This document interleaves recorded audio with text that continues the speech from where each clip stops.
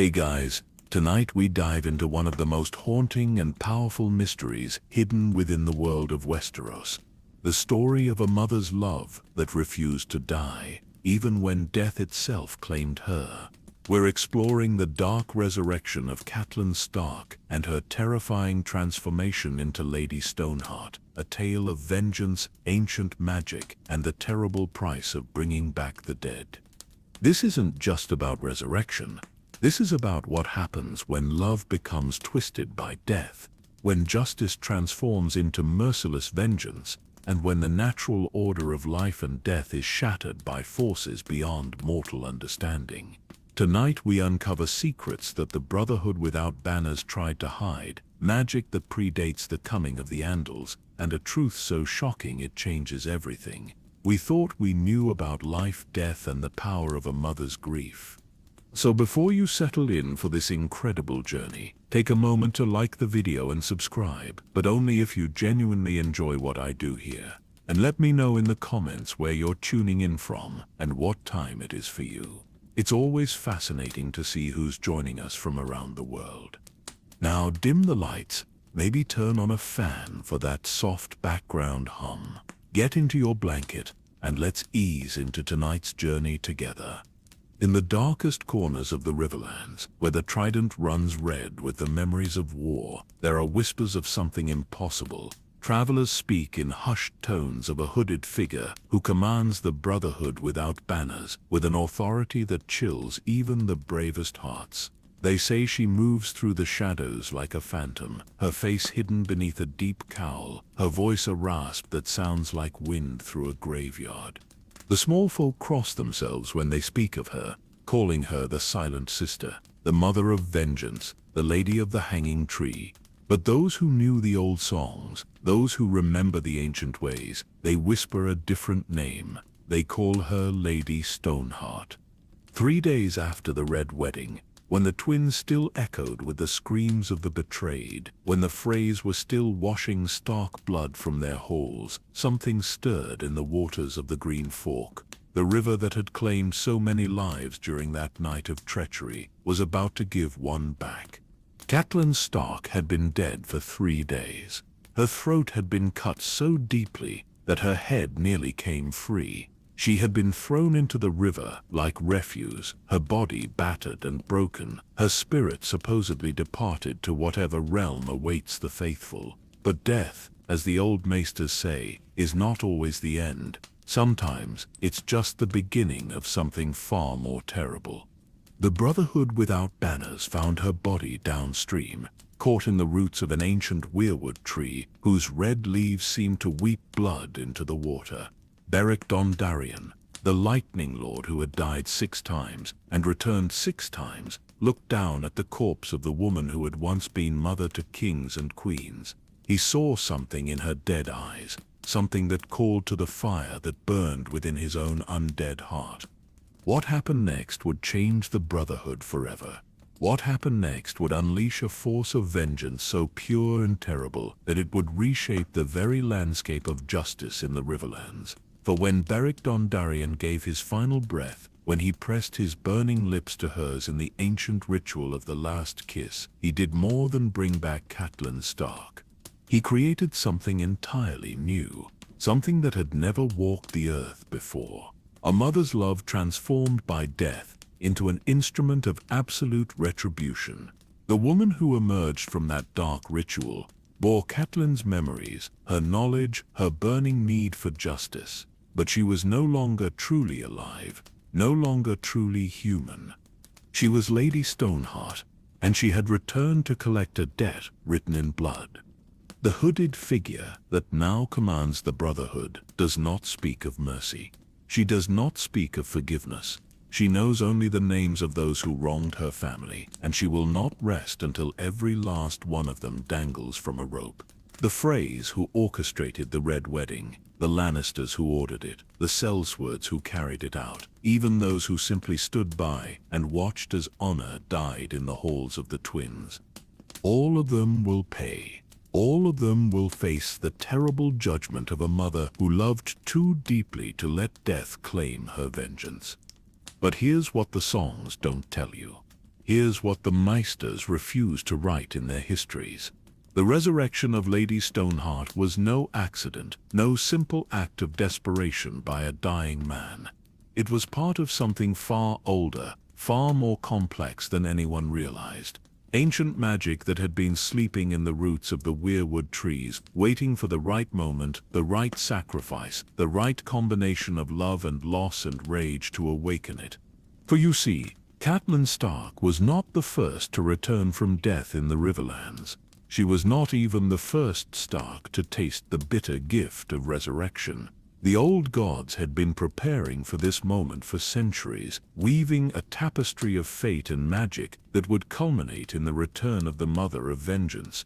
And as we'll discover tonight, the true purpose of Lady Stoneheart's resurrection goes far beyond simple revenge. It touches the very heart of the prophecies that govern Westeros, the ancient promises made between the old gods and the first men, and a secret that could reshape the entire realm if it ever came to light.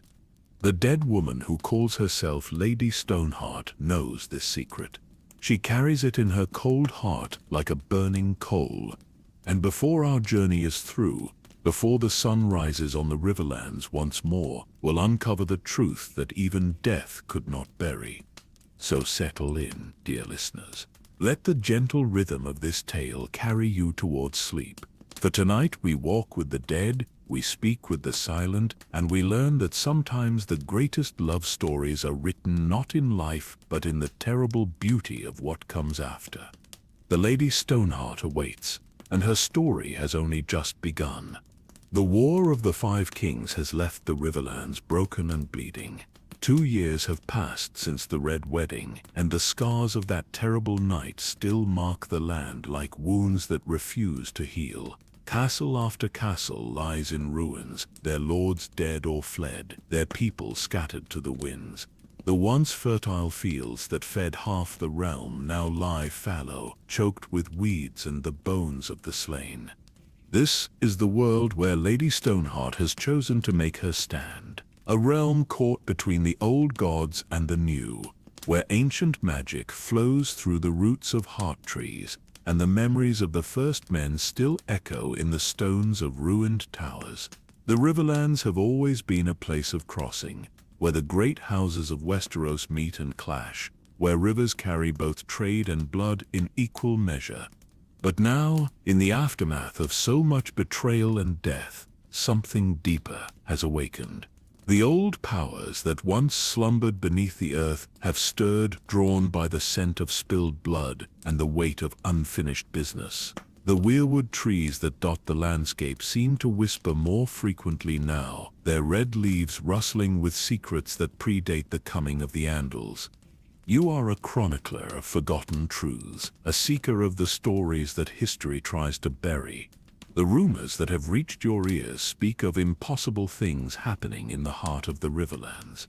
Tales of the Brotherhood without banners transforming from protectors of the innocent into something far more sinister. Stories of hooded figures conducting trials by moonlight, of justice dispensed with rope and blade, of a commander who speaks in whispers and judges with the cold finality of death itself.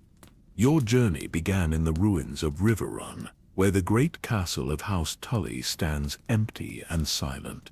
The trout banners that once flew proudly from its towers have been replaced by the golden lions of Lannister, but even their occupying force seems uneasy. The soldiers speak in hushed tones of strange lights seen dancing over the river at night, of voices calling from the water that sound like the dead trying to speak. The morning mist that rises from the trident carries more than moisture now. It carries memories, whispers of the past that seem to cling to anyone who breathes them in.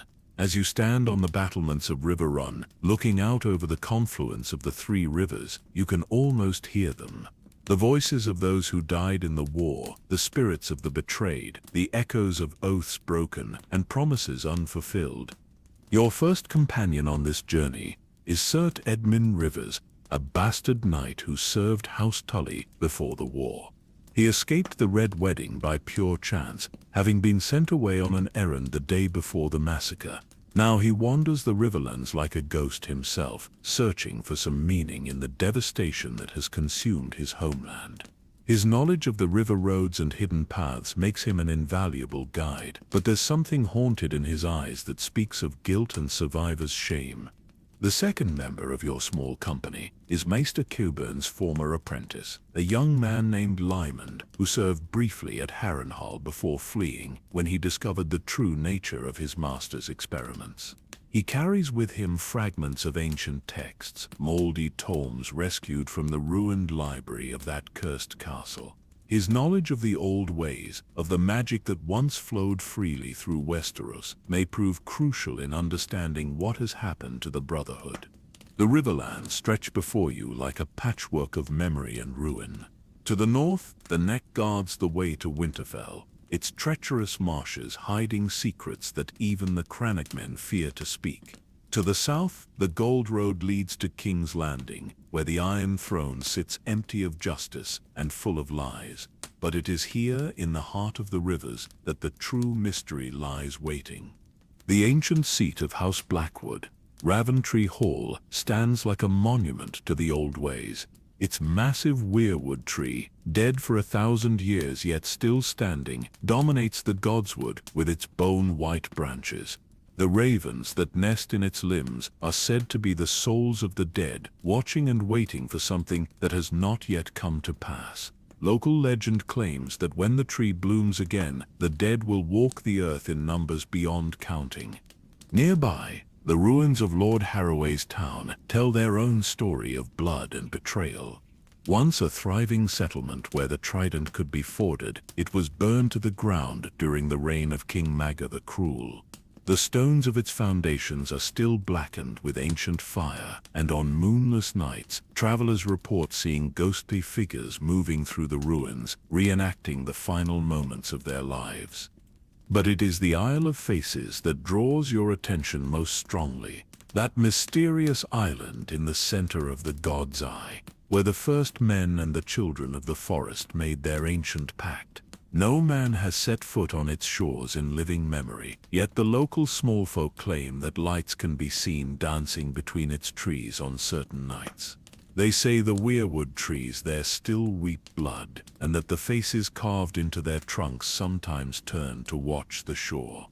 The very air in the Riverland seems thick with anticipation, as if the land itself is holding its breath. The rivers run darker now, their waters carrying more than silt and fallen leaves. They carry the weight of broken oaths and unavenged wrongs, the accumulated grief of a realm that has seen too much death and too little justice. Your investigation has led you to believe that the transformation of the Brotherhood without banners is connected to something far older than the current war. The ancient magic that once protected the realm from darker threats has been awakened by the sheer scale of the bloodshed, and it has found a vessel in the resurrected form of Catelyn Stark. But the true nature of this magic, its purpose and its price, remains hidden beneath layers of legend and fear. As you prepare to venture deeper into the mystery, you can feel the weight of eyes upon you. Not human eyes, but something older and more patient. The old gods are watching, and they have been waiting for someone to uncover the truth about their chosen instrument of vengeance. The weirwood trees along your path seem to lean in as you pass, their carved faces following your movement with an intensity that chills your blood. The night is coming, and with it, the promise of revelation. Somewhere in the darkness ahead, Lady Stoneheart waits with her terrible patience, dispensing her cold justice to those who wronged her family. But you sense that her mission goes deeper than simple revenge. She is part of something larger, something that connects the ancient past to the uncertain future of Westeros. The Brotherhood's new methods have transformed them from protectors into executioners, and their leader's influence grows stronger with each passing day. The question that haunts you is not whether you will find Lady Stoneheart, but whether you will survive the encounter when you do. For the dead, as you are beginning to understand, do not always welcome the living into their secrets. The Riverlands hold their breath, waiting for the next chapter in this tale of resurrection and revenge to unfold. The decision to pursue the Brotherhood comes to you like a fever dream, born from the whispers you've heard, and the stories that refuse to stay buried, standing in the ruins of what was once a prosperous inn along the river road. You make your choice. The charred timbers and crumbling stones tell their own tale of the Brotherhood's new methods, but it's the silence that speaks loudest. Not the comfortable quiet of a place at peace, but the oppressive hush of a realm holding its breath. Sir Edmund traces the outline of a carved seven-pointed star on the inn's broken door, his weathered fingers lingering on the deep gouges left by axes and swords. The symbol of the faith has been deliberately defaced, replaced by something far older and more disturbing. Crude ravens have been carved into the wood, their eyes picked out with what looks like dried blood. The message is clear to those who know how to read it. The old gods are watching, and they have marked this place as their own. Young Lymond unfurls one of his rescued manuscripts, its vellum pages yellowed with age and damp. The text speaks of resurrection magic in the ancient tongue, but there are gaps in the translation that frustrate him. He reads aloud in a voice barely above a whisper, translating as he goes. When the blood of the betrayed mingles with the tears of the weirwood, when love becomes twisted by death's cruel hand, then shall the silent sisters walk again among the living. The prophecy sends a chill down your spine, not for its words alone, but for how perfectly it seems to describe what has happened to Catelyn Stark. The Silent Sisters were an ancient order of women who prepared the dead for burial, who knew the secrets of preserving flesh and spirit. But this text speaks of something different, something that walks the line between life and death with terrible purpose. Your investigation into the Brotherhood's transformation begins with the living. The scattered survivors of their recent activities tell stories that grow more disturbing with each telling.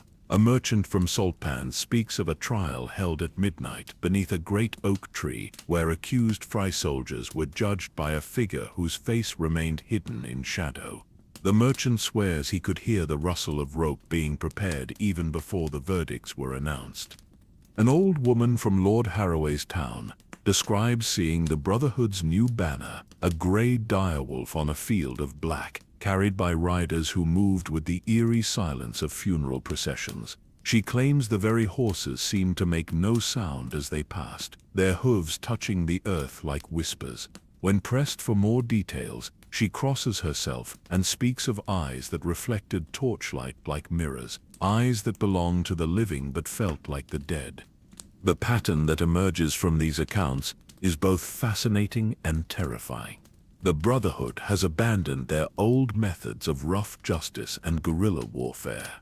Instead, they operate with the precision of a religious order, conducting formal trials and executions with ritualistic ceremony. Their leader, the hooded figure that commands such absolute obedience, has transformed a band of outlaws into something resembling the faith militant but devoted to a far older and more merciless doctrine.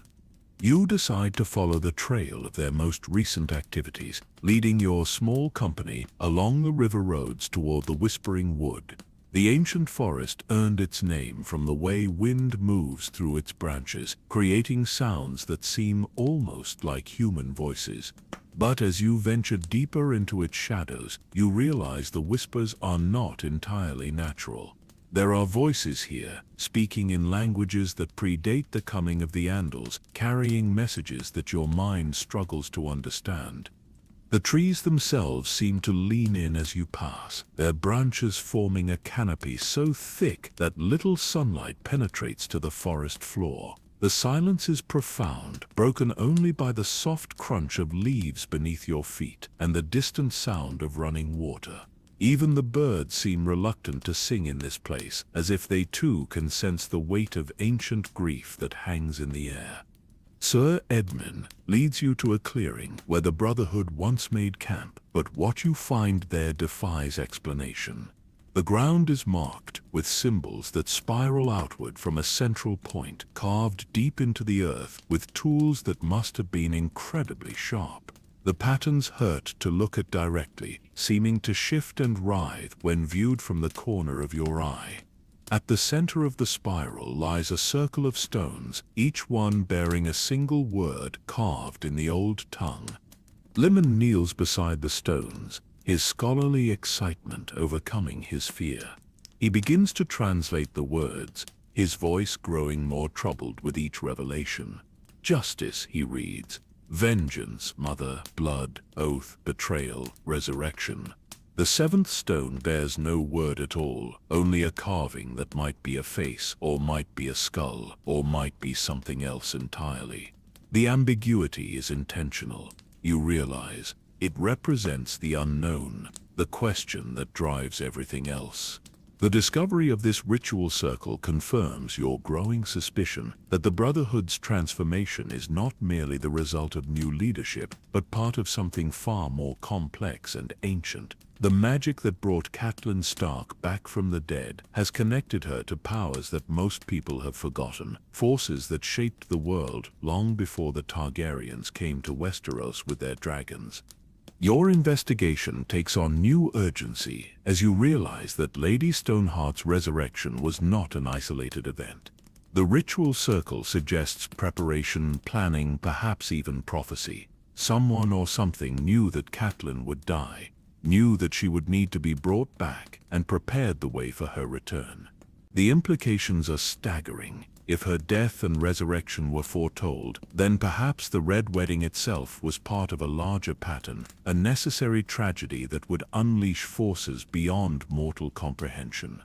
The thought haunts you as you continue deeper into the Whispering Wood. The ancient trees seem to pulse with their own slow heartbeat, and you find yourself wondering if they are truly alive in the way that men understand life. Perhaps they exist in the same liminal space that Lady Stoneheart now occupies, neither fully alive nor entirely dead, but something altogether different. As evening approaches, your small company makes camp in a grove of silver birches that offer some protection from the oppressive presence of the older trees. The white bark gleams in the fading light, and for a moment you feel as though you are surrounded by the bones of giants. Sir Edmund builds a small fire, but the flames seem reluctant to burn brightly, as if the very air resists their warmth. Young Lymond continues his study of the ancient texts, cross-referencing the ritual symbols with passages about resurrection magic. His findings are disturbing in their implications. The texts speak of a price that must be paid for every life returned from death, a balance that must be maintained between the living and the dead. But they also hint at something else, something that suggests the price might not always be paid by the one who performs the resurrection. The night brings with it a sense of anticipation that makes sleep difficult. The whispers in the trees grow louder as darkness falls, and you find yourself straining to catch words in the ancient tongue. There are voices here, speaking of things that happened long ago and things that are yet to come. They speak of a mother's love that transcends death, of vengeance that burns colder than winter's breath, of a reckoning that has been centuries in the making. Somewhere in the darkness beyond your small circle of firelight, Lady Stoneheart moves through her domain with the patience of the dead and the purpose of the living. She knows you are coming.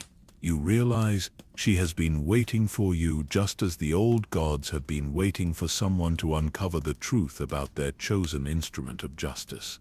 The question that remains is whether you will be ready for what you find when you finally meet her face to face.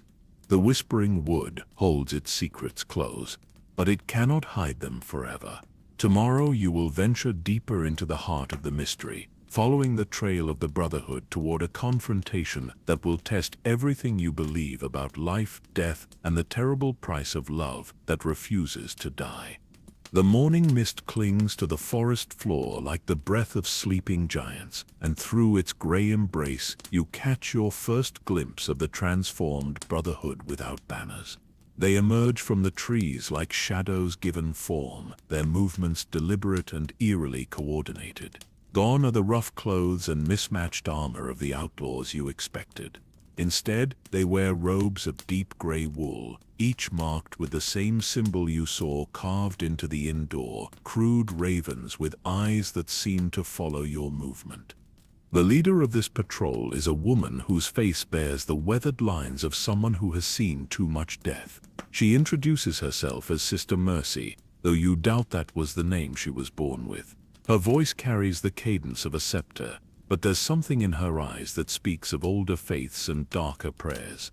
She examines your small company with the detached interest of someone evaluating livestock, and when she speaks, her words carry the weight of absolute conviction. "You seek the Brotherhood," she says, though it wasn't a question. "You carry the scent of curiosity about you, chronicler, the smell of someone who digs into graves that should remain undisturbed. Our Lady has been expecting you." The casual way she refers to Lady Stoneheart as Our Lady sends a chill through your bones. There's a reverence in her voice that goes beyond mere respect for a leader. It's the tone of a true believer, someone who has seen miracles and been forever changed by them. The other Brotherhood members nod along with her words, their faces reflecting the same fervent devotion. Sister Mercy leads you deeper into the forest, following paths that seem to shift and change when you're not looking directly at them. The trees here are older than anything you've encountered, their trunks so massive that it would take a dozen men holding hands to encircle them. The bark is carved with symbols that make your eyes water when you try to focus on them, spirals and faces and shapes that seem to move when glimpsed from the corner of your vision. As you walk, Sister Mercy speaks of the Brotherhood's transformation with the passion of a convert describing her awakening. She tells you how they once struggled with the moral complexities of their mission, how they questioned whether their rough justice was truly just. But all that changed when their Lady returned from the dead, bringing with her a clarity that cut through doubt like a blade through silk. "She showed us that mercy without justice is weakness," Sister Mercy explains, her voice taking on the rhythmic quality of a prayer. "That forgiveness without consequence is an insult to the dead." The old Brotherhood tried to protect the innocent, but they failed to understand that some crimes cannot be forgiven, only avenged. The camp she leads you to defies every expectation you had formed about outlaw bands. Instead of the rough collection of lean tars and fire pits you anticipated, you find a settlement that resembles a monastery dedicated to some ancient and terrible faith. The structures are built from living wood, trees that have been shaped and guided rather than cut, their branches intertwining to form walls and roofs that seem to breathe with their own life. At the heart of the camp stands a structure that takes your breath away. It's a trial ground, but one designed with the precision of a great sept or a godswood. 7 weirwood trees have been arranged in a perfect circle, their faces carved with expressions of judgment and sorrow. Between them, rough benches provide seating for witnesses, while at the center, a single chair of black oak waits for the accused. The chair is stained dark, with what you pray is merely water, though the smell that rises from it suggests otherwise. Young Lyman's scholarly excitement overcomes his fear as he examines the carved faces on the weirwood trees. Each one is unique, he tells you in a whisper, but they all share the same expression of profound sadness. It's as if the trees themselves are mourning for the world that was lost, the innocence that can never be recovered. The faces seem to watch him as he moves, their carved eyes following his progress with an intensity that makes him stumble. The Brotherhood members who populate the camp move with the same eerie coordination you noticed in the patrol. They speak in whispers when they speak at all, and their conversations seem to follow ritualistic patterns that suggest deep religious significance. They prepare meals with the solemnity of communion, they tend to their weapons with the reverence of holy artifacts, and they watch the tree line with the constant vigilance of those who know that death might come at any moment. But it's the children that disturb you most. There are perhaps a dozen of them in the camp, ranging in age from barely walking to adolescence. They play games that seem innocent enough at first glance, but closer observation reveals their true nature. They act out trials and executions, taking turns as judge and accused, their childish voices reciting words that make your blood run cold. Guilty, they chant in unison. Guilty, guilty, guilty. and their laughter has an edge that speaks of lessons learned too young. Sister Mercy notices your discomfort and offers an explanation that only deepens your unease. They are orphans of the war, she says, children whose parents were murdered by those we hunt. Our Lady has taken them under her protection, and they learn the ways of justice from her example. They understand, as adults often do not, that some debts can only be paid in blood. The afternoon brings with it a demonstration of the Brotherhood's new methods. A prisoner is brought before the trial circle, a young man who wears the colors of House Frey. He claims to be nothing more than a messenger, but the evidence against him tells a different story. Letters found in his possession reveal his role in coordinating the movements of Frey soldiers, his knowledge of which villages had hidden northern sympathizers, his participation in the systematic hunting of those who remained loyal to the Stark cause. The trial itself is unlike anything you've witnessed.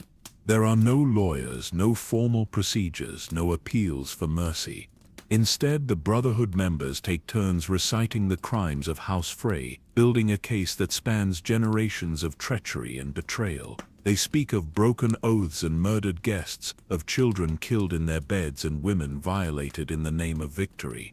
The young messenger's specific crimes are just a small part of a much larger tapestry of guilt. What strikes you most is the absence of anger in their voices.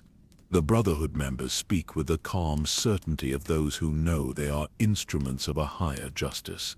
They are not seeking revenge, they explain, but balance. The scales of justice have been tipped too far toward mercy, and they are the weight that will restore equilibrium to a world that has forgotten the meaning of consequence.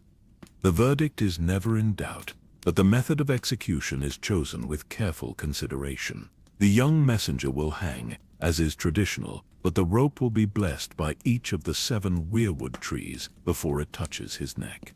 His death will not be merely punishment, but sacrifice, an offering to the old gods who have been too long neglected in their demand for justice.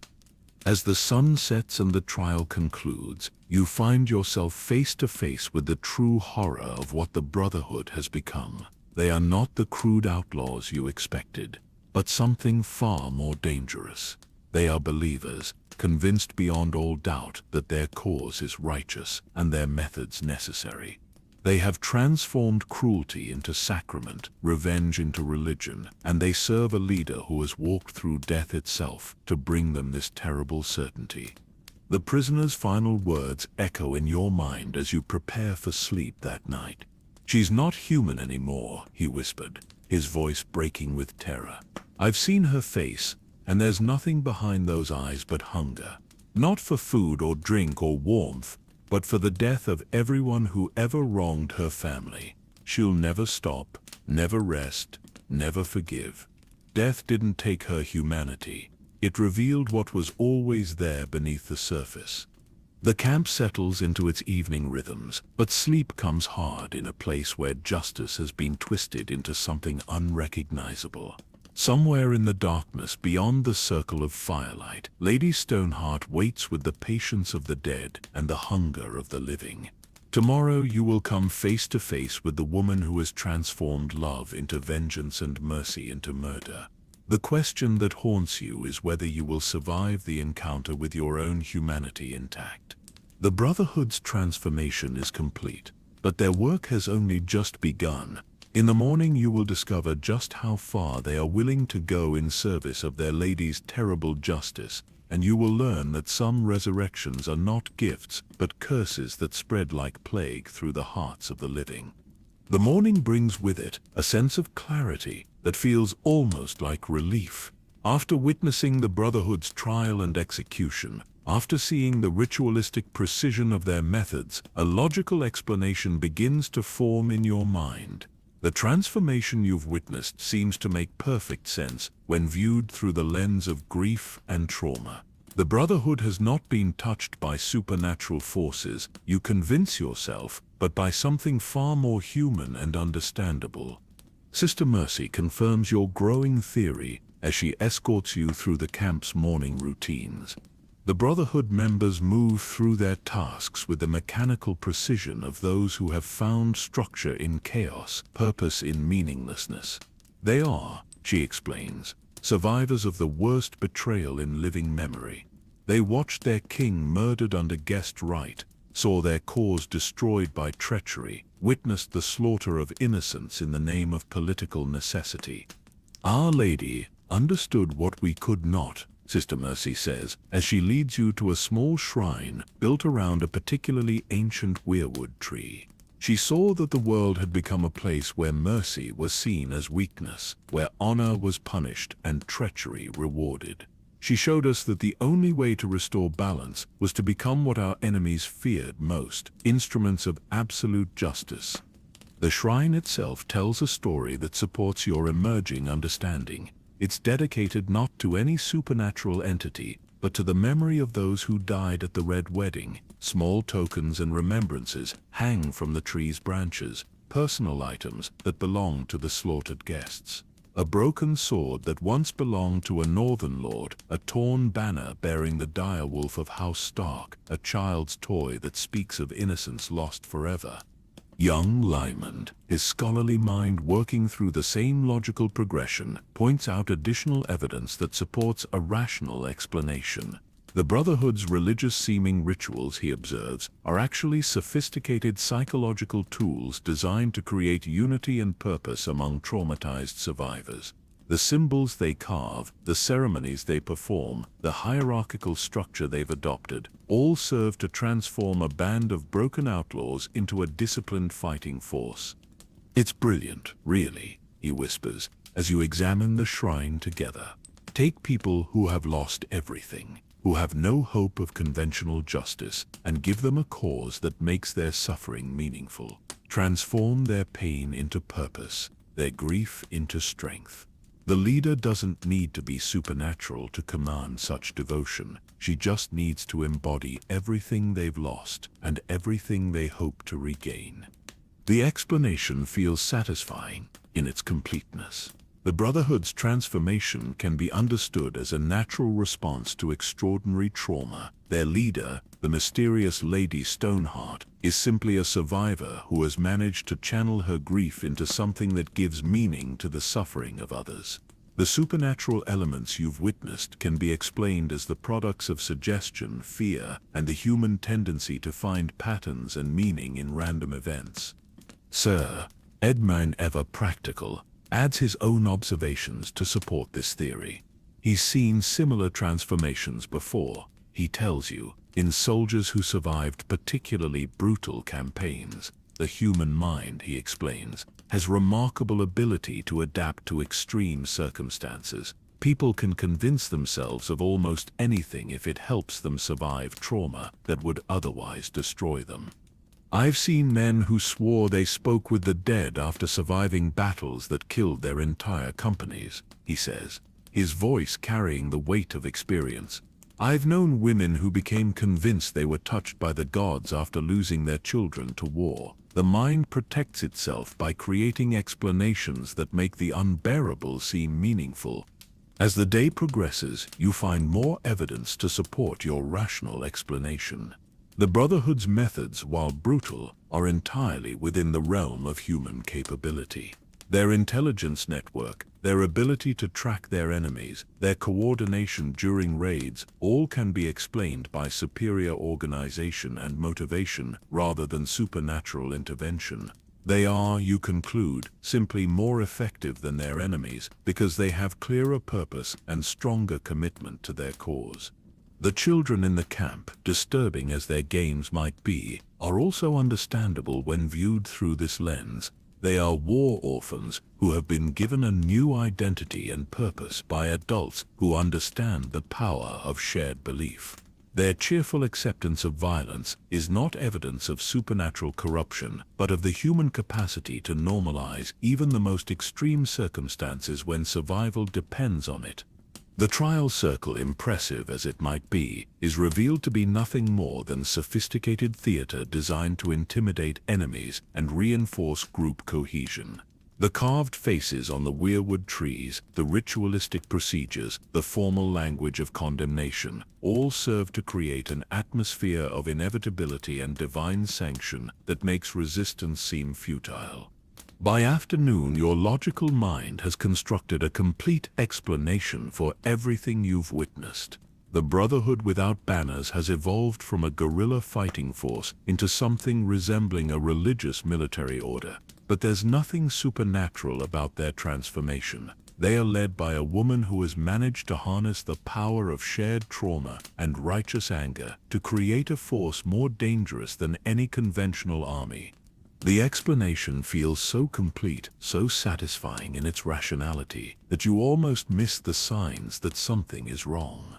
It's young Lemond who first notices the discrepancy, his scholarly attention to detail catching what your broader theorizing has overlooked. The ancient texts he carries, the ones that speak of resurrection magic and the prices that must be paid for bringing back the dead, contain specific details that match too closely with what you've observed. The ritual circle we found yesterday, he says, his voice troubled. The arrangement of the stones, the words carved into them, they match exactly with diagrams in this manuscript. But this text is over 1,000 years old, written by maesters who served the first Targaryen kings. How could the Brotherhood know these specific details unless they had access to knowledge that should have been lost centuries ago? The question hangs in the air like a challenge to your carefully constructed rational explanation. If the Brotherhood is simply a trauma response, if their leader is just a particularly charismatic survivor, then how do they possess knowledge that predates their existence by centuries? The coincidence seems too precise to be accidental, too specific to be explained by lucky guessing. Sister Mercy, perhaps sensing your growing doubt, offers another piece of information that further undermines your logical theory. The Brotherhood's transformation, she tells you, didn't happen gradually over months or years. It occurred in a single night, immediately after their lady returned from the dead. One day, they were the same rough outlaws they had always been. The next, they were something entirely different. It was like waking from a long dream, she explains, her voice carrying the wonder of someone describing a religious revelation. We had been stumbling in darkness, not knowing what we were meant to do, or how we were meant to do it. But when Our Lady opened her eyes, when she spoke her first words in that voice like winter wind through gravestones, we understood everything. We knew our purpose, our methods, our destiny. The description sends a chill through your rational mind. Overnight transformations of entire groups are not unknown in history, but they usually require extraordinary circumstances or charismatic leadership that borders on the superhuman. The idea that a single individual could reshape the beliefs and behaviors of dozens of people in a matter of hours suggests either mass hysteria or something far more unusual. As evening approaches and you prepare for another night in the Brotherhood's camp, you find yourself caught between two incompatible explanations. Your rational mind insists that everything you've witnessed can be explained by natural causes, by the human response to trauma and the power of shared belief. But the evidence keeps pointing towards something that challenges your understanding of what's possible in the natural world. The weirwood trees that surround the camp seem to watch you with their carved eyes, their red leaves rustling in wind that you cannot feel. The faces carved into their bark appear to shift and change when you're not looking directly at them, and sometimes you could swear you hear whispers in languages that predate human speech. Somewhere in the darkness beyond the circle of firelight, Lady Stoneheart moves through her domain with purposes that may be entirely human or entirely other.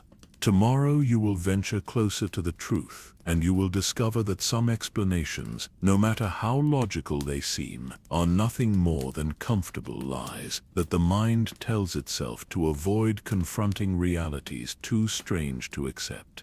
The false conclusion you've reached tonight feels solid and reasonable, but it rests on foundations that are already beginning to crack. The deeper mysteries of Lady Stoneheart's resurrection and the Brotherhood's transformation still await your discovery, and they will challenge everything you believe about the boundaries between life and death, between human and divine, between what is possible and what is merely wishful thinking.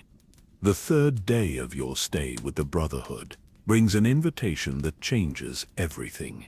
Sister Mercy approaches you as dawn breaks through the canopy of ancient trees, her expression bearing the solemnity of someone about to reveal sacred secrets.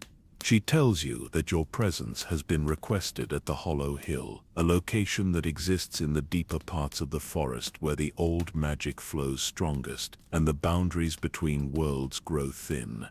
The journey to the Hollow Hill takes you through landscapes that seem to exist outside normal time and space. The trees here are older than any you've encountered, their trunks so massive that entire ecosystems have grown within their bark. Moss and lichen create patterns that hurt to look at directly, geometric designs that spiral inward towards centers that seem to disappear into infinity. The air itself feels different, thicker somehow, as if it carries the weight of countless years and the memories of those who walked these paths before.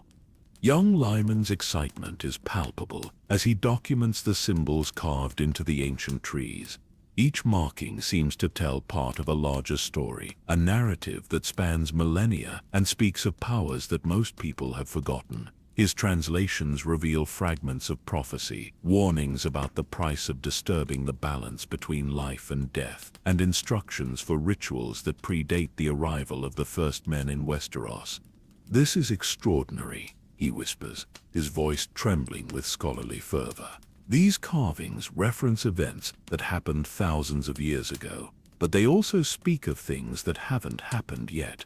It's as if time itself flows differently here, as if past and future exist simultaneously in the same space." The Hollow Hill itself defies description. It's not a hill in any conventional sense, but rather a formation of living stone that seems to breathe with its own slow pulse. The entrance is carved into the rock face in the shape of a mouth, complete with teeth formed from crystalline growths that gleam like ivory in the filtered sunlight. The symbolism is unmistakable. You are entering the mouth of something vast and ancient, something that has been waiting patiently for visitors to arrive. Inside, the cavern system reveals itself to be far more complex than any natural formation could explain. The passages branch and diverge according to patterns that seem almost organic, as if the entire structure grew rather than was carved. Phosphorescent fungi provide a dim but adequate light, their glow pulsing in rhythm with a heartbeat-like pulse that seems to emanate from the stone itself. The chambers you pass through tell stories written in living rock. One contains a pool of water so clear it seems like liquid crystal, its surface reflecting images that don't match the room around it. Instead, you see glimpses of the Red Wedding, the faces of the dying, the moment when Catelyn Stark's throat was cut and her life began to ebb away. The water shows these events not as memories, but as if they were happening right now, as if time itself has been captured and preserved in this sacred space. Another chamber houses what can only be described as a library, but one unlike any you've ever seen. The books are bound in materials that seem to shift and change as you watch, their covers displaying symbols that rearrange themselves according to patterns you cannot understand. Some volumes appear to be written in languages that predate human speech, their pages filled with diagrams and illustrations that seem to move when viewed from the corner of your eye. It's here that you encounter the second mystery, the one that will shatter your rational explanations completely. Among the ancient texts, you find records that speak specifically of Catelyn Stark's resurrection, written in a hand that predates her birth by centuries. The prophecies are precise in their details, describing not just her death and return, but the exact manner of her transformation and the role she would play in events yet to come. "This is impossible," Lyman breathes, his voice barely audible in the chamber's strange acoustics.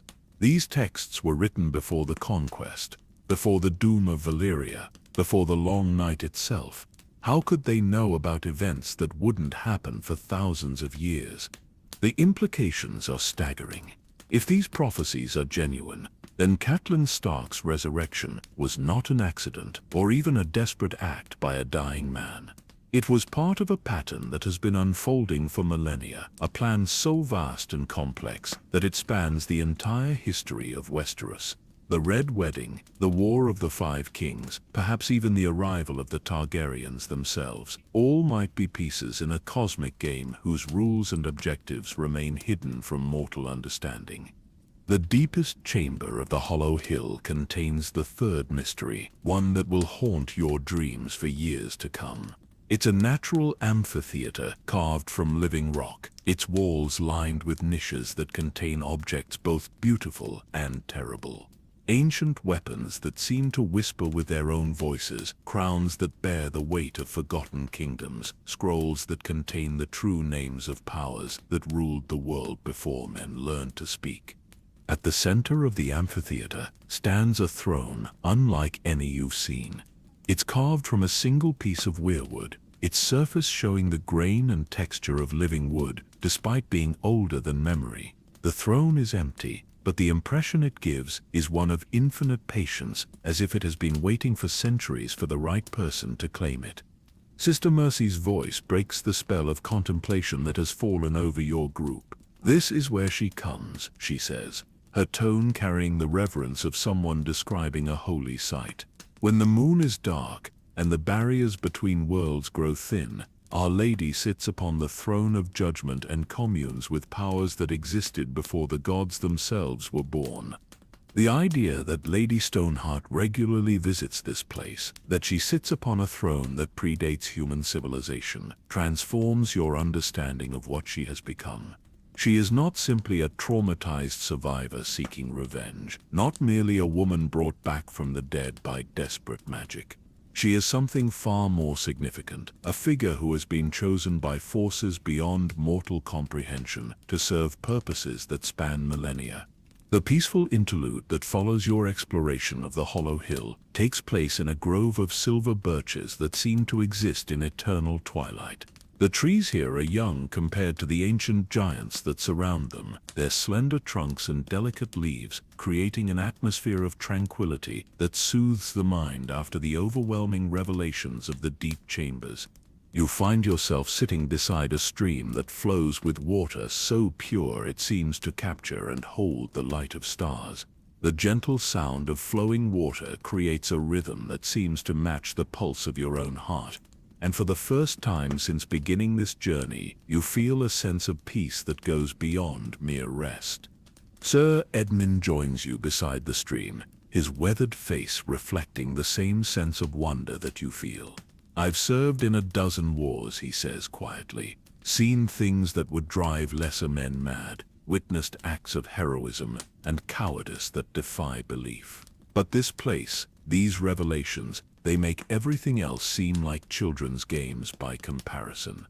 The conversation that follows touches on the deepest questions of existence. What does it mean to be human when the boundaries between life and death can be crossed so easily? How do you make sense of a world where prophecies written thousands of years ago can predict events with perfect accuracy? What responsibilities do mortals bear when they discover that their actions are part of patterns too vast for human comprehension?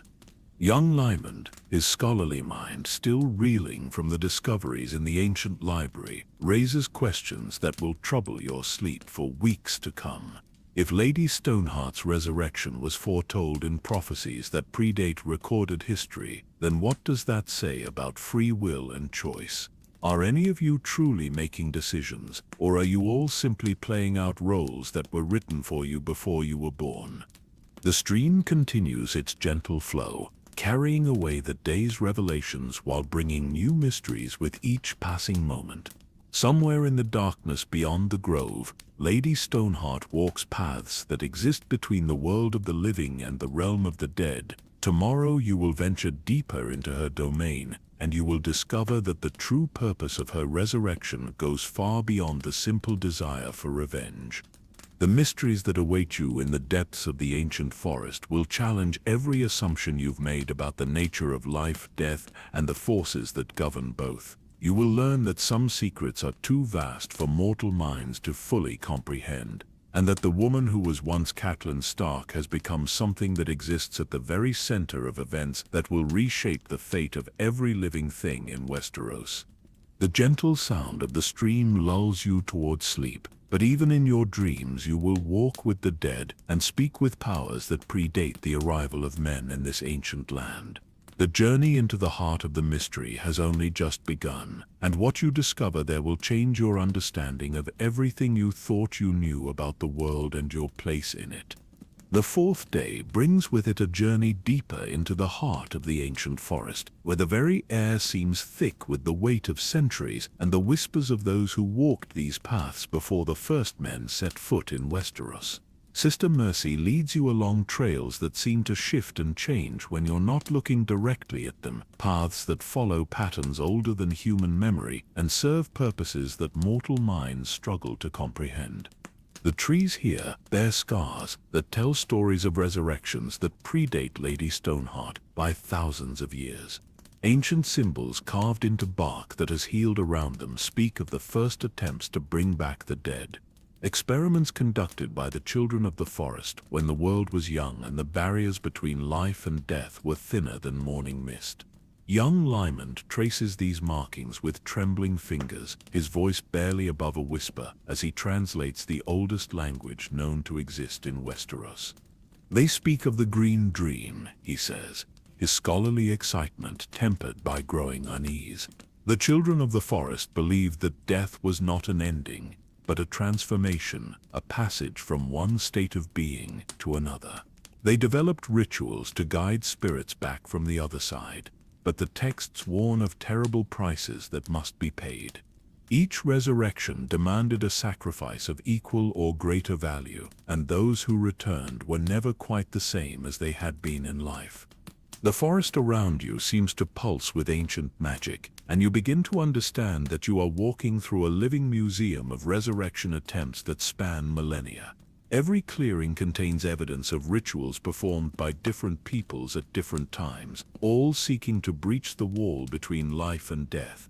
The children of the forest left their spiraling symbols and carved faces. The first men built stone circles that still hum with residual power, and the Andals constructed altars where they tried to blend their new faith with older magics. But it's the discoveries from the time of the Long Night that truly capture your attention. Hidden beneath centuries of leaf mold and undergrowth, you find the remains of a ritual site that dates back to the darkest period in human history. The standing stones here are arranged in patterns that hurt to look at directly, their surfaces covered with symbols that seem to writhe and shift when viewed from the corner of your eye.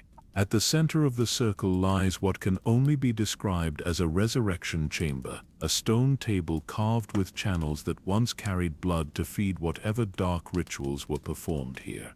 Sir Edmund examines the ancient weapons scattered around the site, his military experience helping him understand their purpose even when their age defies comprehension. These are not the crude implements you might expect from such ancient times, but sophisticated tools designed for specific ritual purposes. Blades that were forged to cut between life and death, hammers meant to break the barriers between worlds, and chains intended to bind spirits that might otherwise escape back to whatever realm they came from. Someone fought a war here, he says, his voice carrying the weight of professional respect for warriors who died before his ancestors were born. Not a war between men, but a war between the living and the dead. These weapons, this ritual site, they speak of desperate measures taken by people who faced an enemy that conventional warfare couldn't touch. The realization that comes to you is both terrible and illuminating. The Long Night was not simply a period of extended winter and darkness, but a time when the barriers between life and death broke down completely. The dead walked the earth not as isolated incidents of resurrection, but as armies commanded by powers that sought to extinguish all life from the world. The rituals performed at this site were not attempts to bring back the dead, but efforts to send them back where they belonged. Sister Mercy confirms your growing understanding with information that chills your blood. The Brotherhood's archives, hidden in caves beneath the hollow hill, contain records from the long night that speak of a war between resurrection and natural death. The children of the forest, the first men, and even the early Andals were forced to work together to prevent the world from being overrun by the undead. The victory they achieved came at a terrible price, requiring sacrifices so profound that the very memory of them was erased from history. The knowledge was hidden for good reason, she explains, as you walk deeper into the ancient forest. Those who won the war against the dead understood that the power to resurrect the fallen was too dangerous to be preserved. They scattered the rituals, destroyed the texts, and tried to ensure that future generations would never again have the tools to breach the wall between life and death. But the magic could not be completely eliminated, only suppressed and controlled. The few resurrection rituals that survived were carefully guarded by orders of priests and maesters who understood both their power and their danger. The last kiss practiced by the priests of Ruler, the healing arts of certain maesters, even the folk remedies used by wise women in remote villages, all are pale echoes of the mighty magics that once walked the earth. The mystical experience that comes to you as evening approaches is unlike anything you could have imagined. As the sun sets and the ancient forest settles into its nocturnal rhythms, you find yourself experiencing visions that seem to come from the very stones beneath your feet. You see the long night, not as history describes it, but as it actually was, a period of cosmic horror when the fundamental laws governing life and death were temporarily suspended. In your vision, you witness the first resurrection performed by the children of the forest, a desperate attempt to bring back a great hero who had fallen in battle against the others. The ritual succeeds, but the being that returns is not quite the man who died. Something else has come back with him, something cold and alien that spreads its influence to everyone he touches. Within days, the hero's entire tribe has been transformed into creatures that exist in the space between life and death, neither fully alive nor completely dead. The vision shifts, and you see the first men attempting their own resurrections, using cruder but more powerful magics that tear holes in reality itself. Their rituals succeed in bringing back their dead, but each success makes the next attempt easier, and soon the number of undead begins to outnumber the living. The natural balance of the world starts to collapse as more and more dead return to claim places that no longer belong to them. The final image in your vision shows the great sacrifice that ended the long night, a ritual so profound and terrible that it required the willing deaths of thousands of heroes to restore the natural order. The barriers between life and death were rebuilt stronger than before, but the knowledge of how to breach them was preserved in hidden texts and secret locations, waiting for a time when the world might again face threats that only the dead could overcome.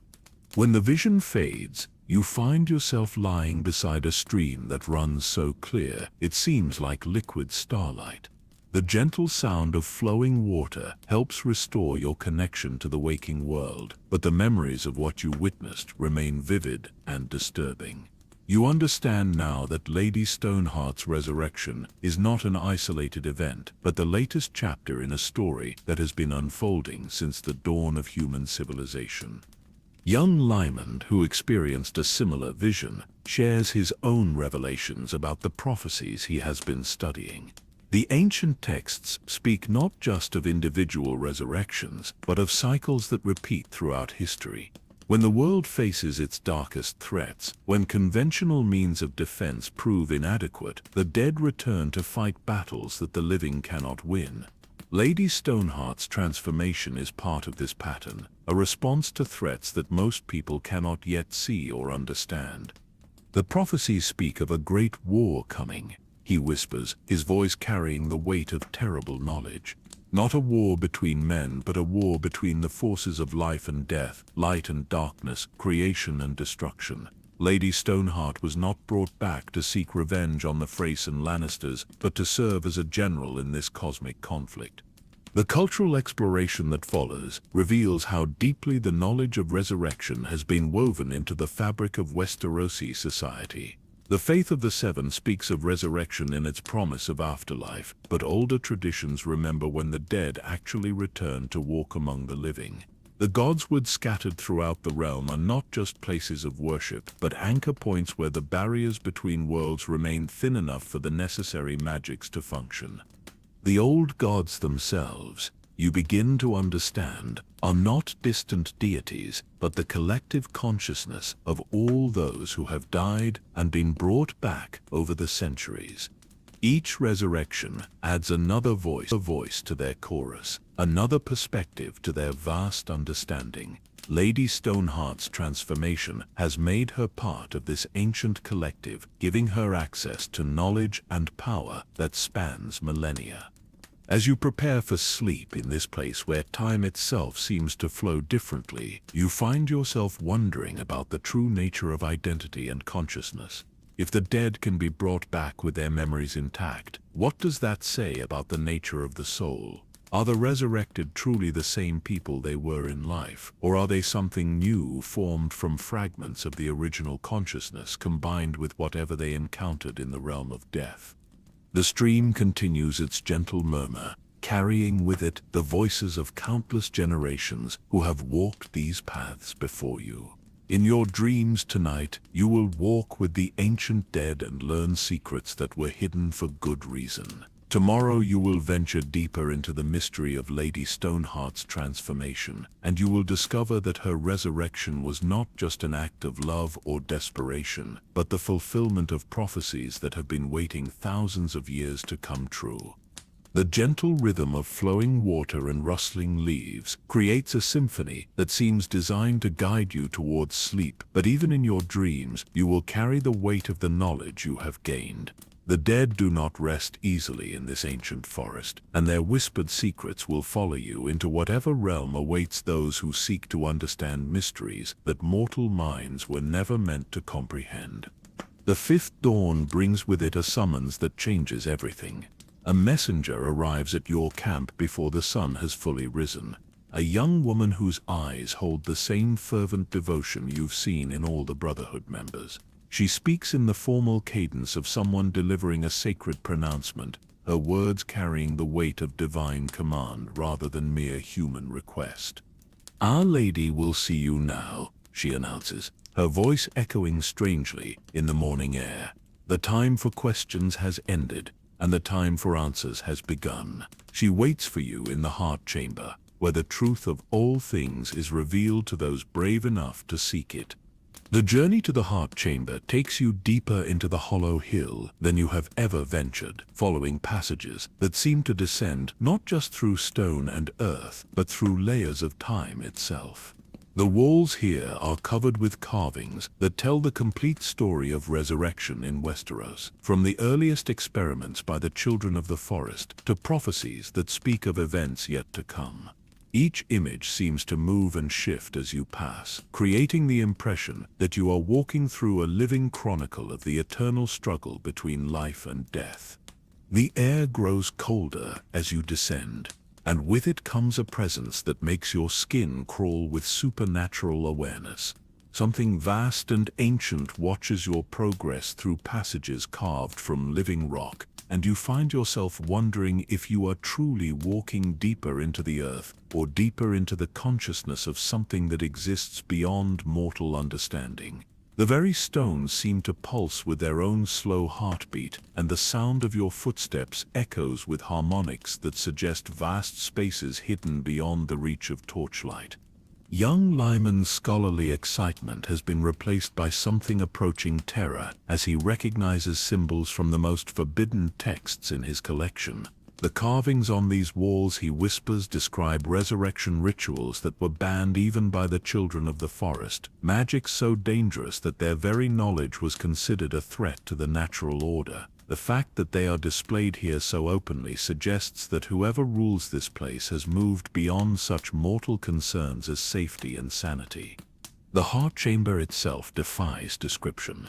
It's a natural cavern so vast that your torchlight cannot reach the far walls, its ceiling lost in shadows that seem to move with their own purpose. At the center of the space stands the throne of judgment you glimpsed before, but now it is no longer empty. Upon it sits a figure that was once Catelyn Stark, but is now something altogether different and infinitely more terrible.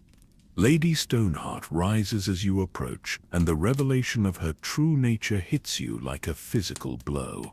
The woman you see bears Catelyn's face, but it is Catelyn as she might appear in a nightmare. Her skin has the grey pallor of the long dead, mottled with patches of decay that speak of her time in the river.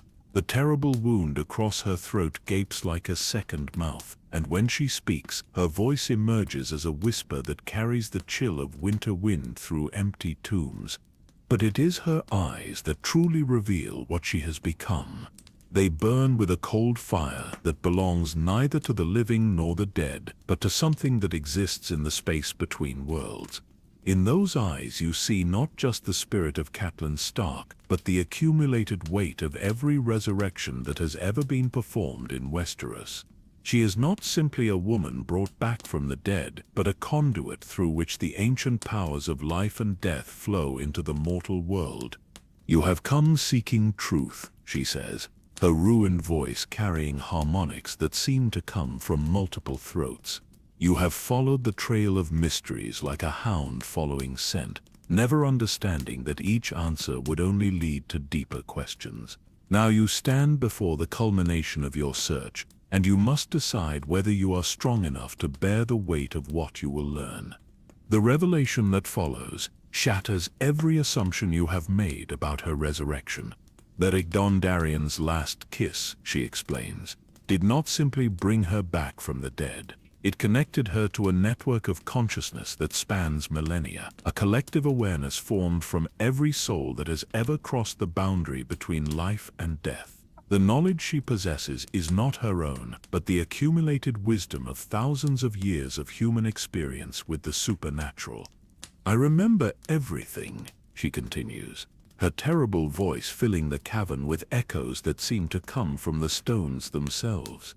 "Every resurrection, every attempt to breach the wall between life and death, every sacrifice made to maintain the balance between opposing forces.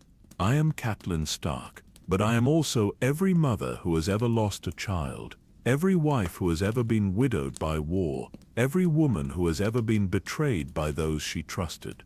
The true purpose of her resurrection becomes clear as she speaks. The Red Wedding was not just a political betrayal, but a spiritual catastrophe that threatened to tip the balance between life and death too far toward chaos. The scale of the treachery, the violation of guest right, the murder of pregnant women and unborn children, all combined to create a wound in the fabric of reality itself. Something had to be done to restore equilibrium, and the ancient powers chose her as their instrument. But her mission extends far beyond simple vengeance against the Freys and Lannisters. Lady Stoneheart has been brought back to serve as a guardian against threats that most people cannot even imagine. The same forces that once brought about the Long Night are stirring again, drawn by the chaos and bloodshed of the current wars. The wall in the far north grows weaker with each passing day, and creatures that should remain dead are beginning to stir in their ancient graves.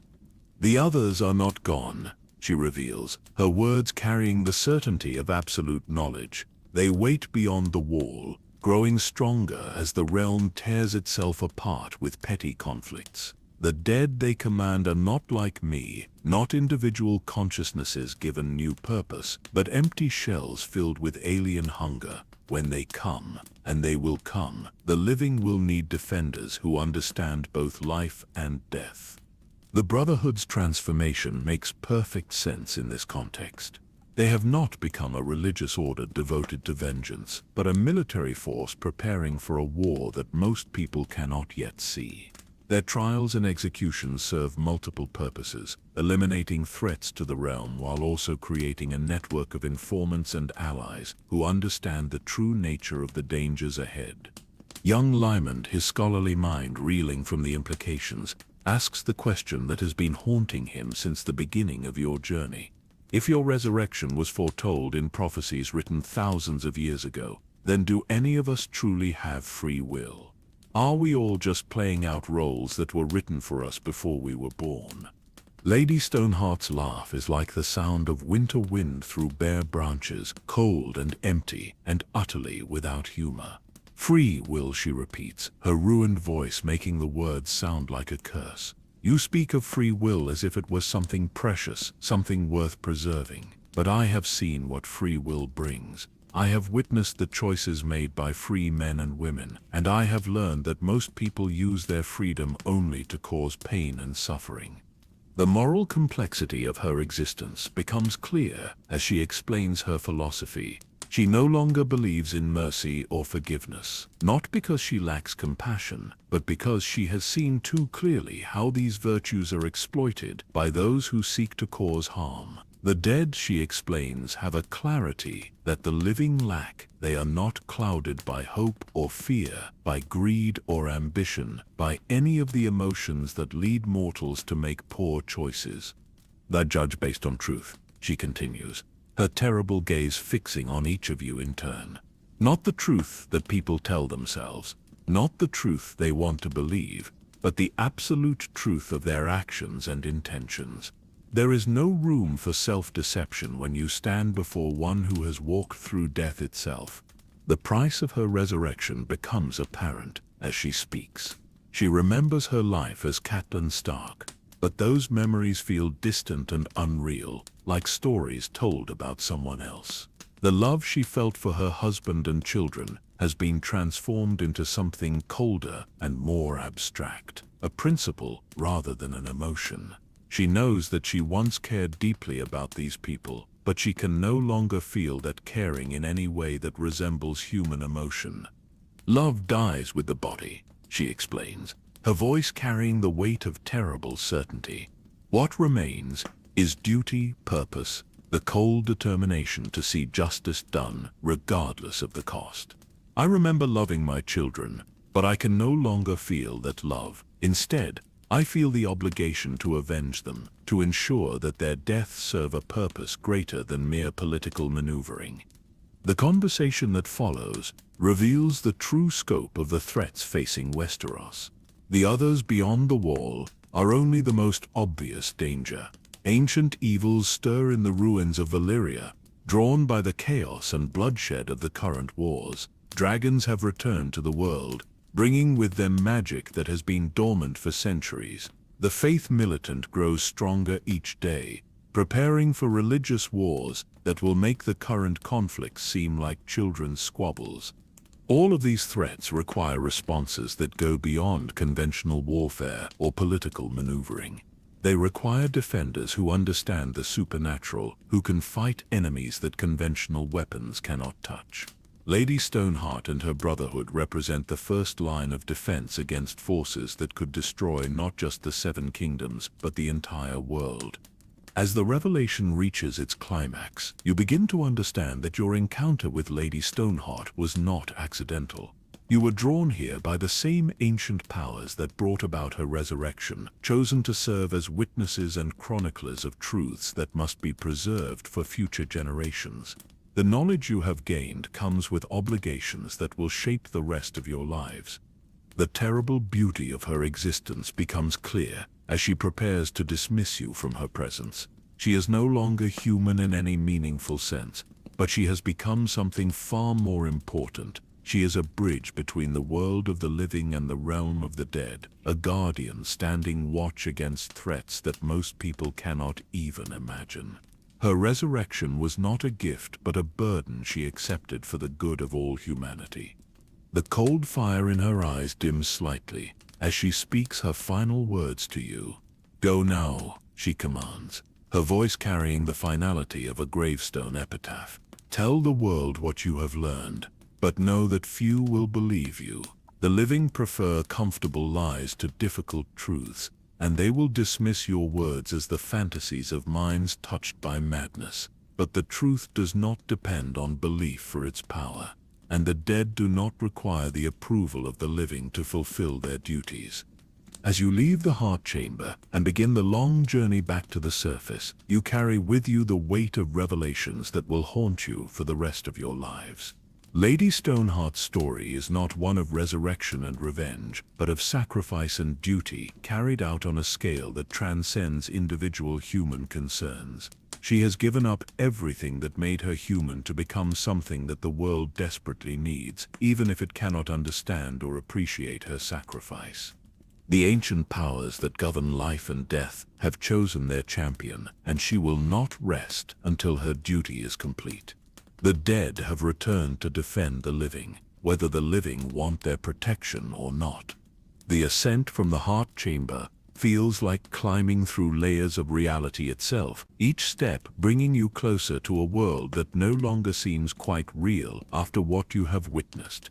The torchlight that guides your path flickers strangely, casting shadows that seem to move independently of their sources, and the carved symbols on the walls appear to shift and change as you pass. You carry with you not just the memory of Lady Stoneheart's revelation, but the growing awareness that her story is only one thread in a tapestry of cosmic significance that spans the entire history of Westeros.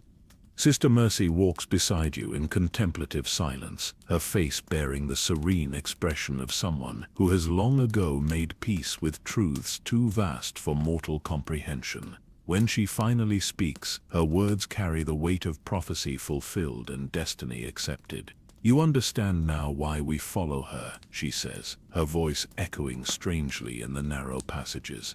"She is not our leader because we fear her power or respect her authority. We follow her because she represents something that the world has forgotten, something that it desperately needs to remember." The Brotherhood's transformation takes on new meaning as you process what you have learned. They are not simply outlaws who have found a charismatic leader, but soldiers in a war that most people cannot see. Their trials and executions are not acts of vengeance, but surgical strikes against a network of corruption and betrayal that threatens the very foundations of civilization. Each death they cause serves to restore balance to a world that has been tilted too far toward chaos and injustice. Young Lemon's scholarly mind works frantically to connect the revelations to the ancient texts he has been studying.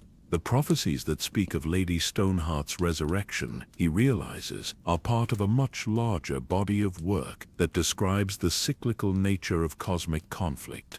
The Long Night was not a unique event, but the most recent occurrence of a pattern that repeats throughout history whenever the balance between opposing forces becomes too unstable to maintain. The texts speak of guardians, he explains as you continue your ascent, his voice trembling with the excitement of understanding. Beings who are chosen by the ancient powers to serve as anchors between different states of existence. Lady Stoneheart is not just a resurrected human, but a guardian whose purpose is to maintain the boundary between life and death during times of cosmic instability. The implications are staggering. If Lyman's interpretation is correct, then Lady Stoneheart's existence serves a function that goes far beyond her personal quest for justice. She is a living embodiment of the principle that some boundaries must be maintained at all costs, that some violations of natural law require supernatural responses. Her resurrection was not an act of love or desperation, but a cosmic necessity triggered by events that threatened the fundamental structure of reality itself. The Red Wedding, you begin to understand, was more than just a political betrayal. It was a spiritual catastrophe that sent shockwaves through the supernatural fabric of the world. The violation of guest right, one of the most sacred laws governing human interaction, created a wound in reality that allowed dark forces to begin seeping through from other realms. Something had to be done to seal that wound, and the ancient powers chose to create a guardian who could police the boundary between the living and the dead. But Lady Stoneheart's role extends far beyond simply maintaining cosmic balance. As you emerge from the hollow hill and breathe the relatively fresh air of the ancient forest, you begin to piece together the true scope of the conspiracy that surrounds her existence. The Game of Thrones that has consumed Westeros for the past several years has been manipulated by forces that most players cannot even perceive, guided toward outcomes that serve purposes beyond mere political advantage. The War of the Five Kings, the deaths of kings and the rise of new claimants, the movements of armies and the forging of alliances, all have been subtly influenced by agents working on behalf of powers that exist beyond mortal understanding. The chaos and bloodshed that have marked this period in history were not accidental byproducts of human ambition, but necessary elements in a plan to awaken forces that had been dormant for centuries. Sir Edmund, his military experience helping him understand strategy on both human and cosmic scales, points out the terrible efficiency of what has been accomplished. Look at what the wars have achieved, he says, his voice carrying the grim appreciation of a professional soldier. The old order has been completely shattered, the great houses weakened or destroyed, the common people traumatized and displaced. It's as if someone wanted to create the perfect conditions for a complete restructuring of society. The realization that the suffering of countless innocents has been orchestrated by forces seeking to reshape the world according to their own designs fills you with a horror that goes beyond mere moral outrage. You are looking at manipulation on a scale that makes human politics seem like children's games, cosmic engineering that treats entire civilizations as expendable components in some vast machine whose purpose remains hidden from mortal perception.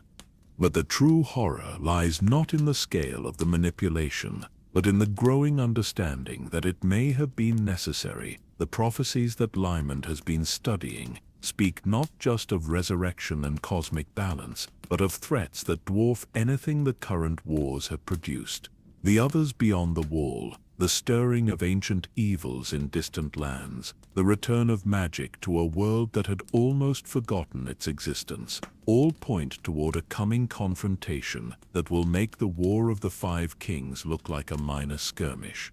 Lady Stoneheart's resurrection, the Brotherhood's transformation, even the chaos and bloodshed of the recent wars, all serve as preparation for a conflict that will determine the fate of every living thing in the known world. The dead have been given champions to defend them, the ancient powers have awakened to face new threats, and the cosmic balance is being adjusted to accommodate forces that have not walked the earth for thousands of years. The third mystery begins to reveal itself as you walk deeper into the ancient forest, following paths that seem to exist partially in the physical world and partially in some other realm, where time flows differently and distance is measured in spiritual rather than physical terms.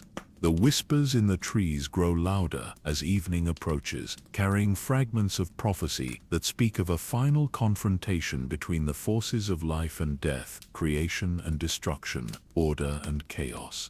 Sister Mercy confirms your growing suspicions about the scope of what is coming.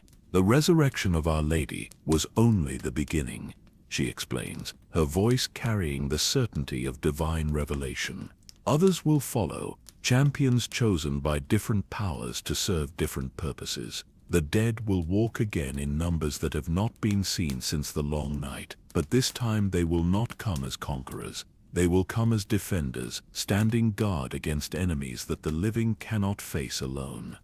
The forest around you seems to pulse with anticipation, and you begin to notice signs that the boundary between the world of the living and the realm of the dead is becoming increasingly permeable. Ghostly figures flit between the trees, visible only from the corner of your eye, and voices speak in languages that predate human civilization. The very air shimmers with energy that makes your skin crawl with supernatural awareness.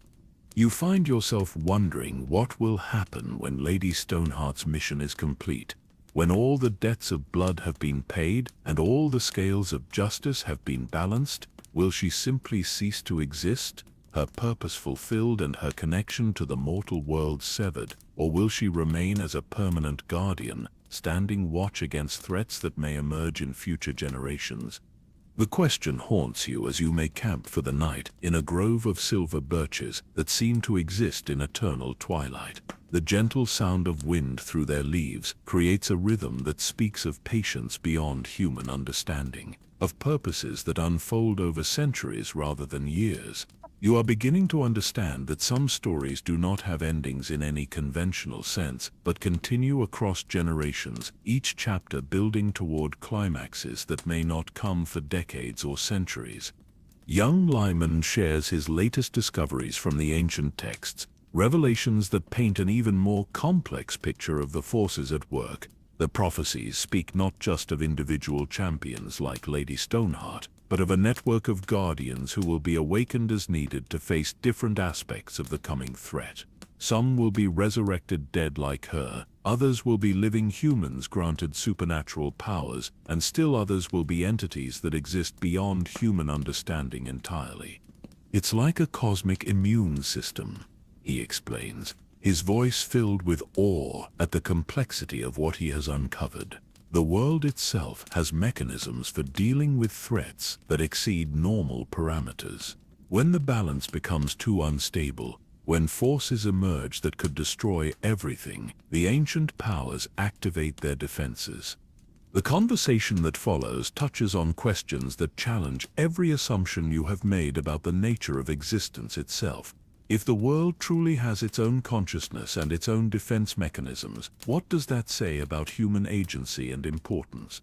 Are mortals merely temporary inhabitants of a realm that belongs to forces far greater than themselves, or do they have some essential role to play in the cosmic order?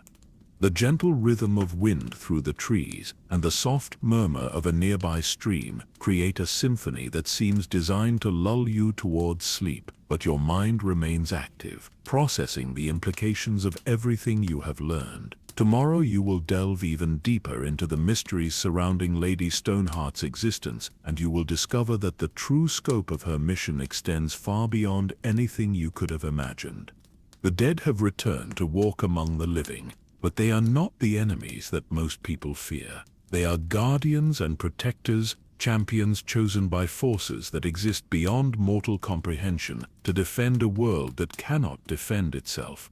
Lady Stoneheart is not an aberration or a curse, but a necessary response to threats that could destroy everything you hold dear.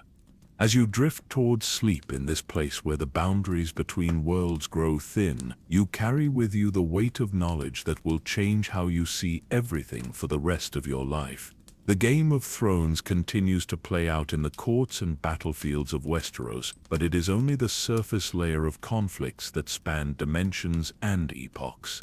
The real war is just beginning, and the dead will play a crucial role in determining its outcome. The Sixth Dawn brings with it a gathering unlike anything you could have imagined. As you emerge from the grove of silver birches where you spent the night, you find that the ancient forest has transformed itself into a place of assembly. Members of the Brotherhood arrive from every direction, moving through the trees with the silent coordination of those who share a common purpose that transcends individual will.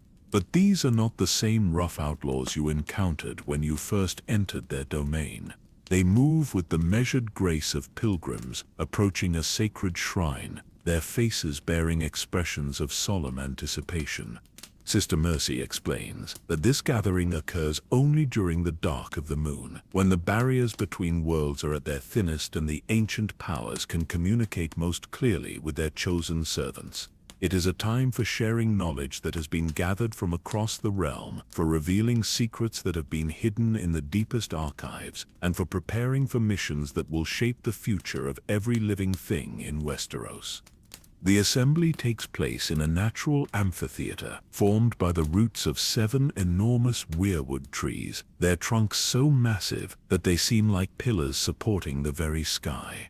The faces carved into their bark are more detailed than any you have seen before, their expressions shifting between profound sadness and terrible determination as the light changes throughout the day. The space between the trees has been arranged with rough benches carved from living wood, creating seating that seems to have grown from the earth itself rather than being built by human hands.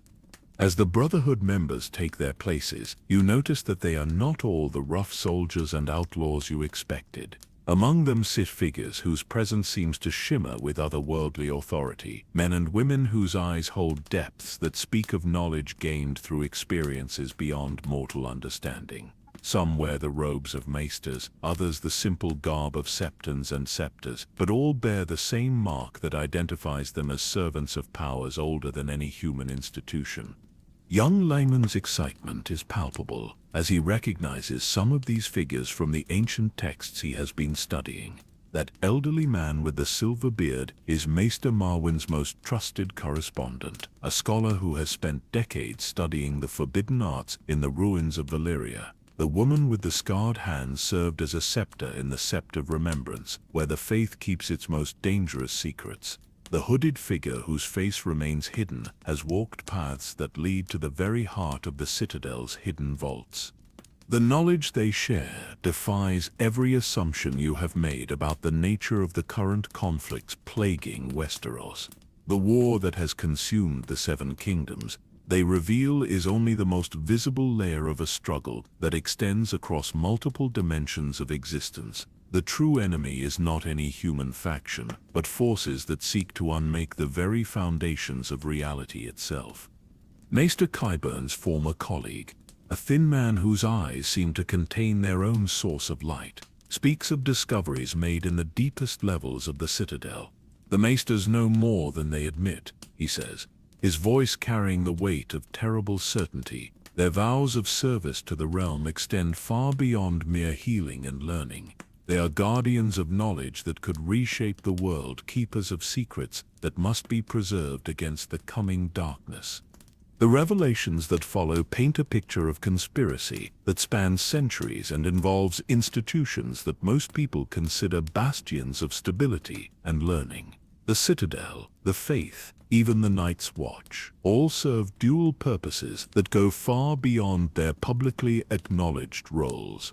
They are components in a vast network of defense that has been slowly assembled over generations to face threats that emerge only rarely, but with devastating potential.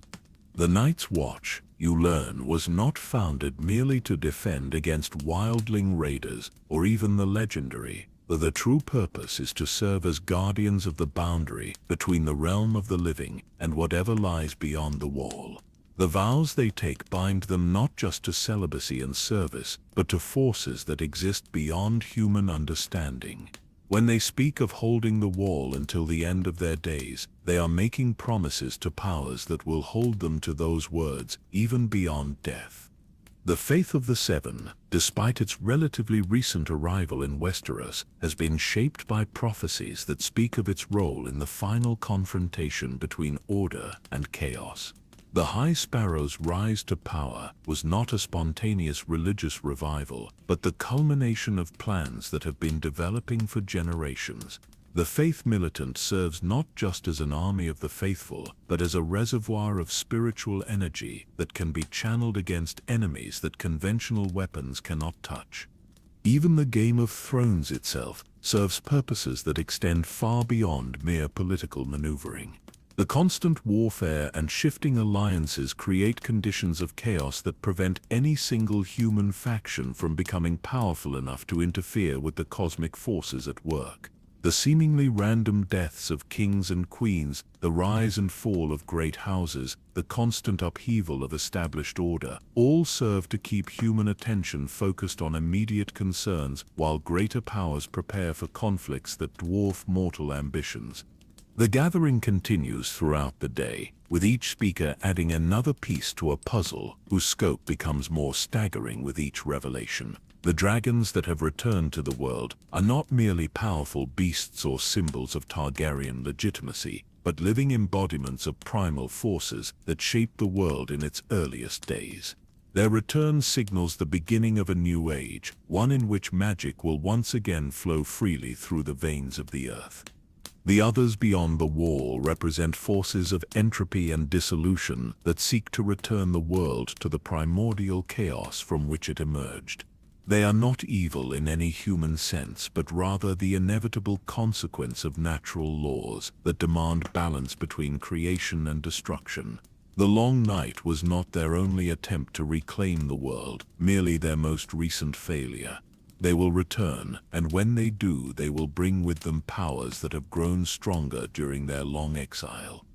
The conversation turns to questions of morality and justice that challenge every assumption you have made about right and wrong. Sister Mercy speaks of trials conducted in hidden places, where the accused face judges who can see not just their actions but their intentions and the consequences that flow from their choices. These are not trials in any conventional sense, but spiritual examinations that reveal the true nature of each individual's contribution to the cosmic balance. We judge not just what people have done, she explains, her voice carrying the certainty of absolute conviction, but what they will do if allowed to continue existing. Some individuals are cancers in the body of the world, spreading corruption and chaos wherever they go. They must be removed not as punishment but as surgery, cutting away diseased tissue to preserve the health of the whole. The implications of such justice are both terrifying and compelling. If the Brotherhood truly possesses the ability to see the future consequences of individual actions, then their executions represent a form of preventive medicine for the entire world. But the power to make such judgments requires wisdom beyond human capability, knowledge of patterns that span generations and consequences that may not manifest for decades or centuries. Young Lymond raises the question that has been haunting him throughout the gathering. If you can see the future consequences of people's actions, then surely you can also see the consequences of your own. How do you know that your methods of justice are not themselves contributing to the chaos you seek to prevent? The answer comes not from Sister Mercy, but from one of the hooded figures whose presence seems to shift between dimensions. We do not seek to prevent chaos, the figure says, its voice seeming to come from multiple sources simultaneously. Chaos is necessary, inevitable, and ultimately beneficial. We seek only to ensure that the chaos serves the purpose of renewal rather than destruction, that the old world dies in ways that make room for something better to be born. The philosophical implications of this statement reverberate through your mind as the gathering continues into the evening hours. The Brotherhood is not fighting to preserve the current order or to restore some idealized past, but to midwife the birth of an entirely new world. Their methods, harsh as they may seem, are designed to accelerate necessary changes while preventing the complete collapse that would leave nothing from which to rebuild. As torches are lit to illuminate the gathering in the growing darkness, the conversation turns to practical matters of preparation and coordination. The network of guardians and agents that spans the known world requires constant communication and careful planning to ensure that their efforts complement rather than interfere with each other. Lady Stoneheart's mission in the Riverlands is just one component of a vast operation that extends from the Wall to the Summer Isles. The revelations continue late into the night, each speaker adding details to a picture whose complexity challenges your ability to comprehend it fully. You learn of sleeper agents embedded in every major institution, of ancient artifacts being moved to secure locations, of bloodlines being carefully preserved or deliberately ended based on prophecies that span millennia. The scope of the planning and coordination involved suggests intelligence and resources that far exceed anything possessed by conventional human organizations. As the gathering finally begins to disperse in the hours before dawn, you find yourself overwhelmed by the weight of knowledge you have gained. The comfortable certainties that once shaped your understanding of the world have been completely shattered, replaced by awareness of forces and purposes that operate on scales too vast for mortal comprehension. You are no longer simply a chronicler seeking to understand recent events, but a witness to the unfolding of cosmic drama that will determine the fate of existence itself. The gentle sound of wind through ancient leaves and the soft murmur of distant streams create a symphony that seems designed to soothe minds traumatized by too much truth. As you prepare for what may be your final night in this place, where the boundaries between worlds grow thin, you carry with you the understanding that tomorrow will bring the culmination of your journey into the heart of the mystery surrounding Lady Stoneheart's resurrection. The dead have shared their secrets with the living, and the burden of that knowledge will shape every decision you make for the rest of your life. The world is not what it seems.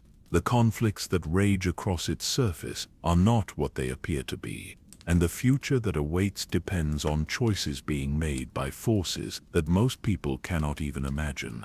You have been granted glimpses of the cosmic machinery that governs existence itself, and you will never again be able to see the world through merely human eyes. The seventh and final dawn of your time with the Brotherhood arrives, wrapped in mist that seems to carry the whispers of the dead. As consciousness slowly returns to you after a night filled with dreams of cosmic machinery and forces beyond mortal comprehension, you find that the ancient forest has taken on a quality of profound stillness that speaks of momentous events approaching. The very air seems to hold its breath, and even the ever-present rustle of leaves has fallen silent, as if the trees themselves are listening for something that has not yet come to pass. The weight of accumulated knowledge presses down upon your mind like a physical burden. Over the past week, you have witnessed the transformation of everything you thought you understood about the nature of existence itself. The comfortable boundaries between life and death, between natural and supernatural, between human agency and cosmic necessity, have all been revealed as illusions created by limited perception. You are no longer the same person who began this journey, and you find yourself wondering if the changes you have undergone are permanent, or if returning to the normal world will allow you to forget the truths that now burn in your memory like brands.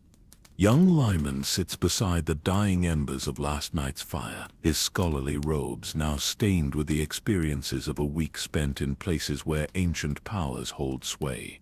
The texts he carries have been supplemented with notes written in his own hand, records of revelations that will either revolutionize the study of supernatural phenomena or mark him as a madman whose mind was broken by exposure to forces beyond academic comprehension.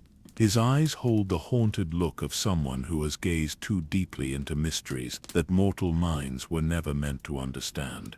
"I keep thinking about free will," he says, his voice barely above a whisper in the profound silence of the morning. "If everything that has happened was foretold in prophecies written thousands of years ago, if Lady Stoneheart's resurrection was part of a cosmic plan that spans millennia, then what does that say about our own choices?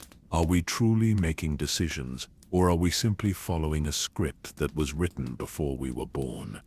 The question hangs in the air like incense in a sept, heavy with implications that resist easy answers.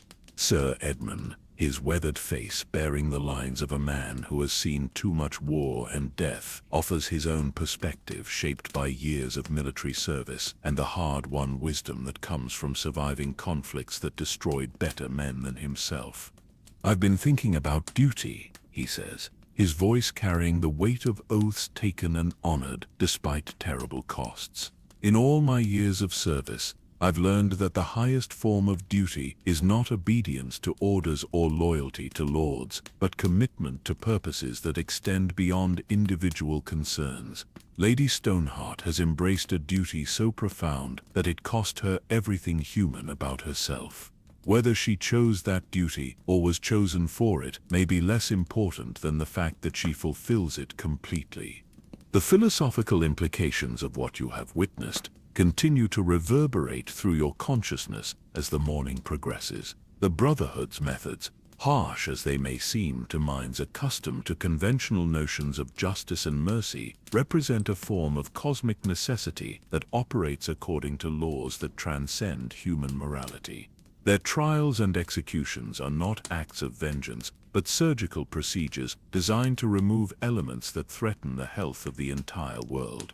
Sister Mercy joins your small group as the mist begins to lift, her presence bringing with it the serene certainty of someone who has found peace in service to purposes greater than personal concerns. She speaks of the burden that comes with knowledge of cosmic truths, the weight of understanding that some actions are necessary regardless of their immediate consequences or their impact on individual lives.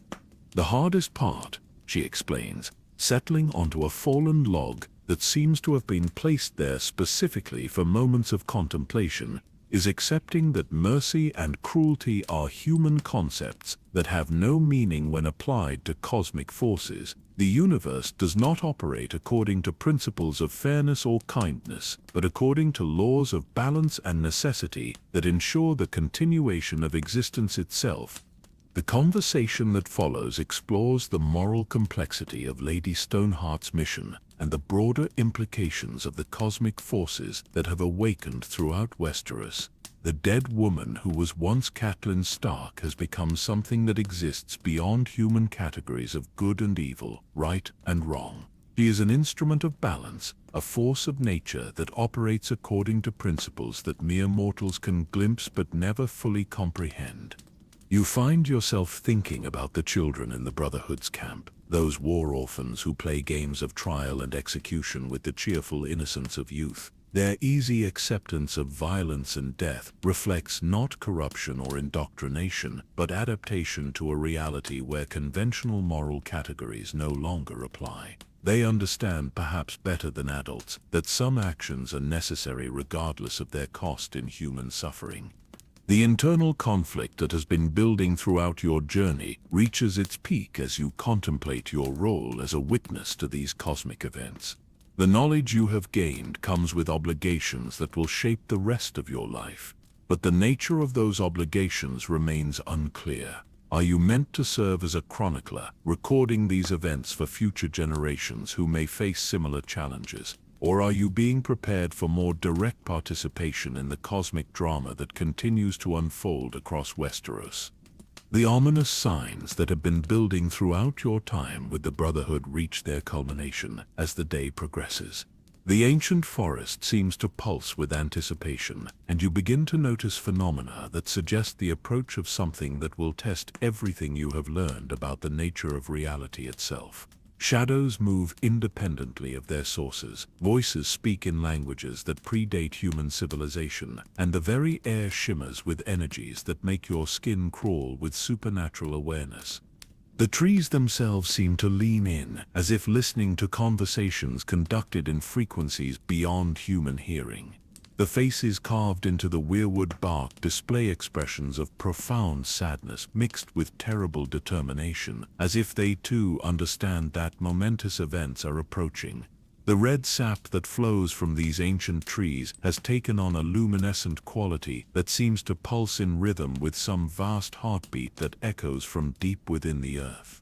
Young Limond makes one final discovery that ties together all the disparate threads of mystery and revelation that have marked your journey. Hidden in the oldest of his rescued texts, written in a script so ancient that it predates the arrival of the first men in Westeros, he finds a prophecy that speaks specifically of your own role in the cosmic drama that continues to unfold.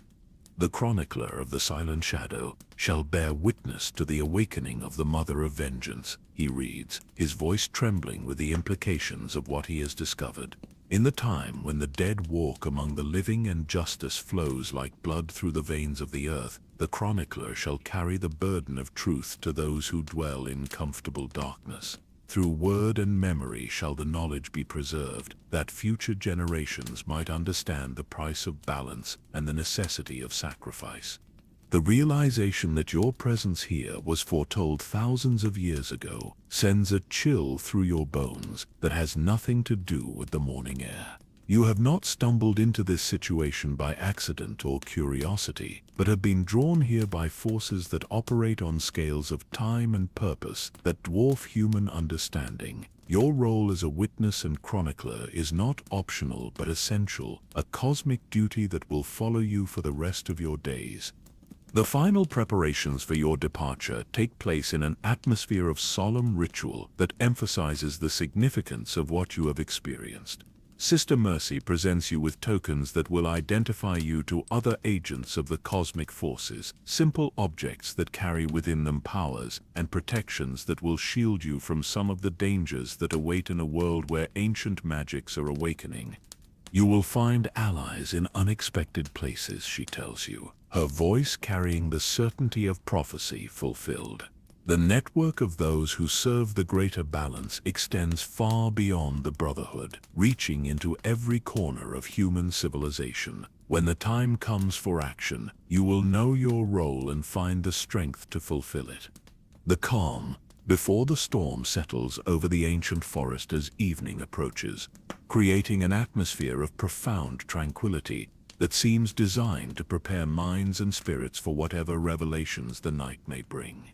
The gentle sound of wind through leaves and the soft murmur of distant streams creates a symphony that speaks of patience beyond human understanding, of purposes that unfold across centuries rather than years.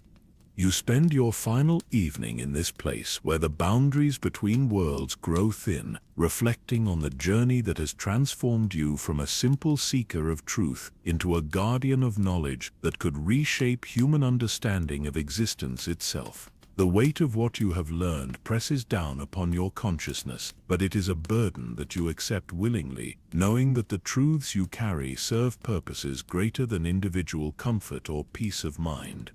As you prepare for sleep that may be your last in this sacred place, you find yourself thinking about Lady Stoneheart and the terrible beauty of her existence. She has sacrificed everything human about herself to become something that the world desperately needs, whether it understands that need or not. Her resurrection was not a gift but a burden, not a return to life but a transformation into something that exists in the space between life and death. The gentle rhythm of the night sounds creates a lullaby that seems designed to ease the transition between waking consciousness and the realm of dreams, where cosmic truths can be glimpsed without the filters of rational thought. Tomorrow you will begin the journey back to the world of ordinary human concerns, carrying with you knowledge that will forever change how you see the conflicts and struggles that consume mortal attention. The dead have shared their secrets with the living, and the burden of that knowledge will guide your steps for the rest of your days.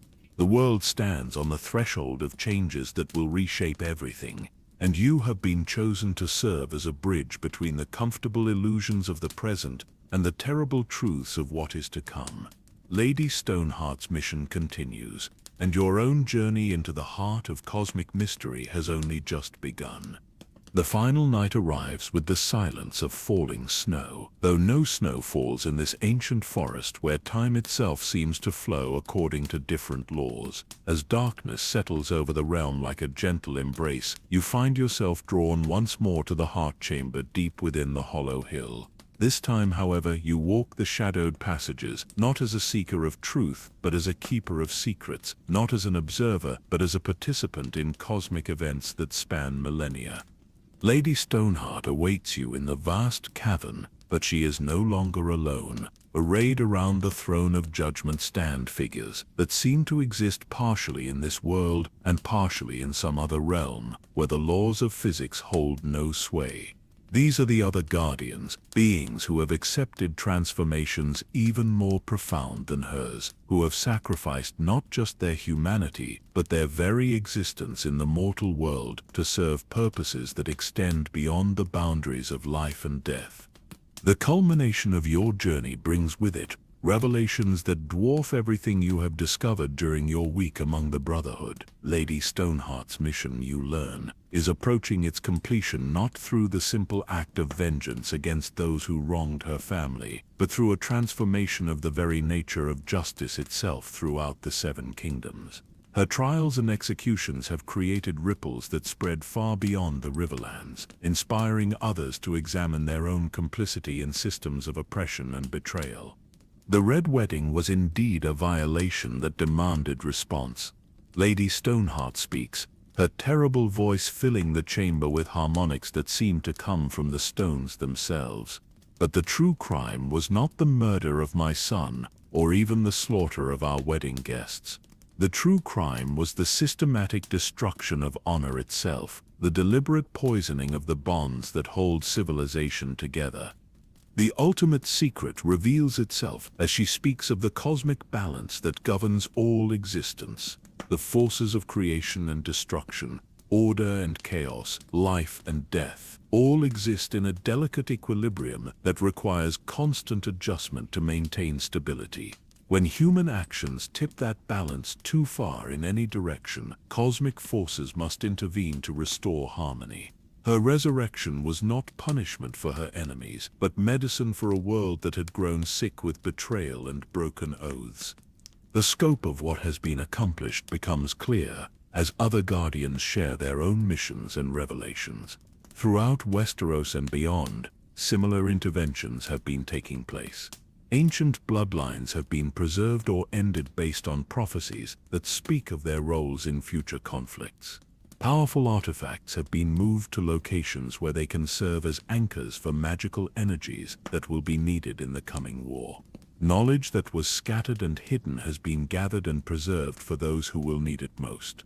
The network of guardians extends far beyond what you had imagined, reaching into every corner of human civilization and beyond.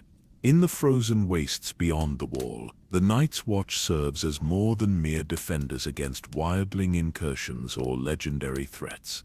They are guardians of thresholds that separate the realm of the living from domains where different laws apply, where forces exist that could unmake the very foundations of reality if they were to break free from their ancient prisons. In the great cities of Essos, agents of the cosmic forces work to prevent the resurrection of powers that once ruled from Valyria before the Doom reduced their empire to smoking ruins. The dragons that have returned to the world are not merely weapons of war, but living keys that could unlock doors better left sealed. The careful management of their power requires wisdom that spans generations and knowledge that has been preserved in the most secret archives of the Citadel. The faith militants' rise to power in King's Landing represents more than religious revival or political opportunism. The High Sparrow and his followers serve as conduits for spiritual energies that will be essential in the final confrontation between order and chaos. Their seeming fanaticism masks sophisticated understanding of forces that most people cannot even perceive, their simple faith providing anchor points for powers that require human belief to manifest effectively in the mortal world. Even the Game of Thrones itself serves purposes that extend far beyond mere political maneuvering. The constant warfare and shifting alliances prevent any single human faction from accumulating enough power to interfere with cosmic forces at work. The deaths of kings and the rise of new claimants follow patterns that have been carefully orchestrated to ensure that human attention remains focused on immediate concerns while greater powers prepare for conflicts that dwarf mortal ambitions. Young Lyman's revelation completes the picture as he shares the final prophecy from his ancient texts. The coming war will not be fought primarily on battlefields or in throne rooms, but in the spaces between worlds where reality itself can be reshaped by will and intention. The victors will not be those with the largest armies or the most political support, but those who understand the true nature of existence and can harness forces that operate beyond the boundaries of conventional physics. The dead shall defend the living, and the living shall give meaning to the dead, he reads, his voice carrying the weight of cosmic truth. In the time of final choosing, when all masks are stripped away and all pretenses abandoned, the universe itself shall serve as battlefield, and the stakes shall be nothing less than the continuation of existence in any recognizable form. The emotional catharsis that follows these revelations brings with it a sense of completion that goes beyond mere understanding. You have glimpsed the cosmic machinery that governs existence itself, witnessed the careful balance of forces that ensures the continuation of life despite constant threats from entropy and dissolution. Lady Stoneheart's sacrifice, terrible as it may seem, from a purely human perspective, represents the highest form of love possible, a willingness to surrender everything personal and individual for the sake of preserving what she valued most. The mirror phrase that connects your journey's end to its beginning echoes through the chamber as Lady Stoneheart speaks her final words to you. Death is not always the end, she says, her voice carrying the same terrible beauty that marked your first encounter with her legend. But love, true love, transcends even death itself. I loved my family, my children, my husband, my home. That love has not died with my body, but has been transformed into something that can protect everything I ever cared about. The resolution of the mysteries that have driven your quest comes not as dramatic revelation, but as gentle understanding that settles over your consciousness like morning mist. Lady Stoneheart will continue her mission until the cosmic balance is fully restored, but her work is no longer focused on vengeance against specific individuals. She has become a force of nature, a guardian of thresholds who ensures that the boundaries between life and death remain intact, despite the pressures that constantly threaten to breach them.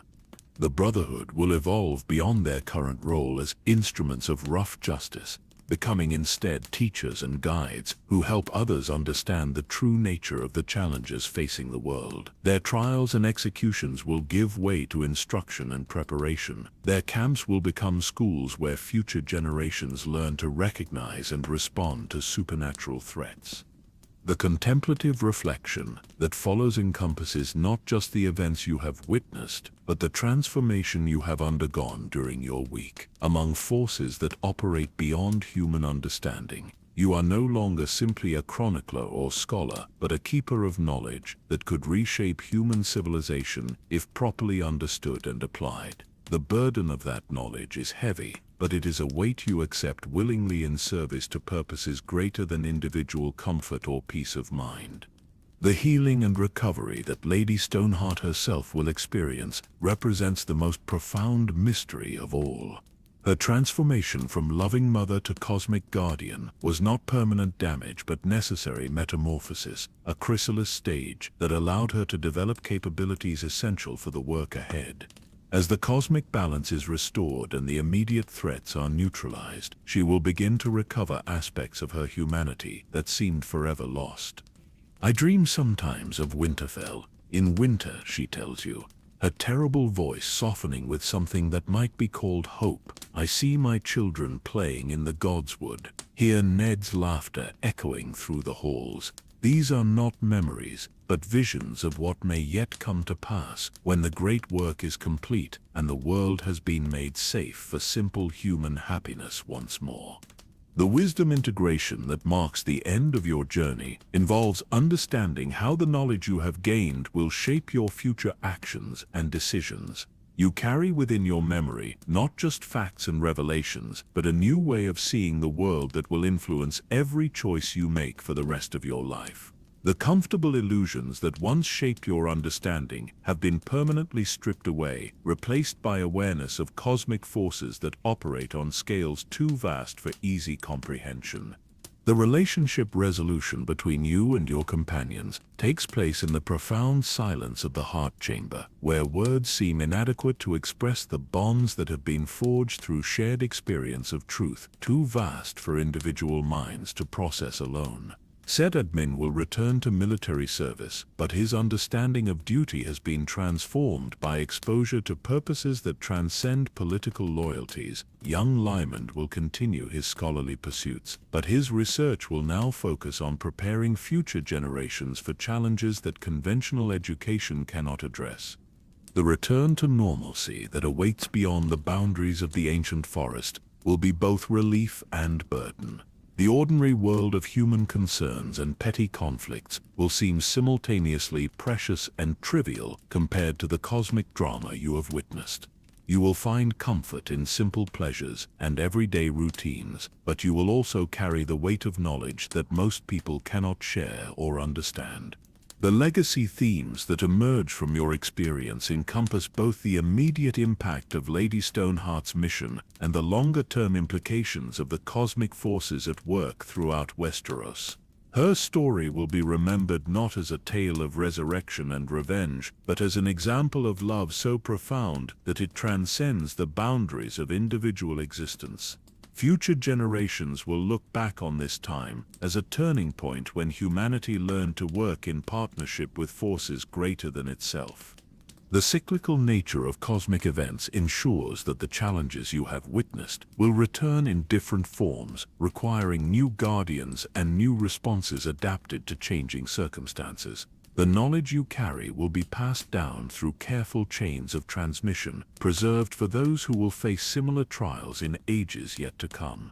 Lady Stoneheart's sacrifice has created a template for future transformations, a pathway that others may follow when necessity demands such profound surrender of individual identity for collective survival. The gentle invitation to continue the journey into mysteries yet untold comes not as obligation but as opportunity. The cosmic forces that have shaped Lady Stoneheart's mission operate throughout the known world and beyond, creating opportunities for service and discovery that could fill lifetimes of dedicated effort. Your role as chronicler and keeper of knowledge has only just begun, and the universe itself offers infinite subjects for study and understanding. The final atmospheric descriptions that carry you towards sleep speak of peace earned through struggle, of rest that comes after completion of necessary work. The ancient forest settles into its nocturnal rhythms, with the satisfaction of purposes fulfilled and duties completed. The streams that flow through its depths carry away the tensions and fears that marked your journey's beginning, leaving behind only the gentle contentment that comes from understanding your place in patterns too vast for individual comprehension. The perfect sleep that claims you in this place where the boundaries between worlds grow thin brings with it dreams of futures, where love transcends death, where sacrifice serves purposes greater than individual comfort, where the living and the dead work together to preserve what matters most. Lady Stoneheart's mission continues, but it has been transformed from urgent necessity into patient guardianship, from desperate intervention into gentle guidance toward a future where such sacrifices may no longer be required. In your dreams, you walk through Winterfell restored, hear children's laughter echoing through halls where love has conquered death, not through resurrection, but through the willingness to surrender everything for the sake of what endures beyond individual existence. The Lady Stoneheart awaits the dawn of a world made safe for simple human happiness, and her patient vigil ensures that such a dawn will eventually come to pass.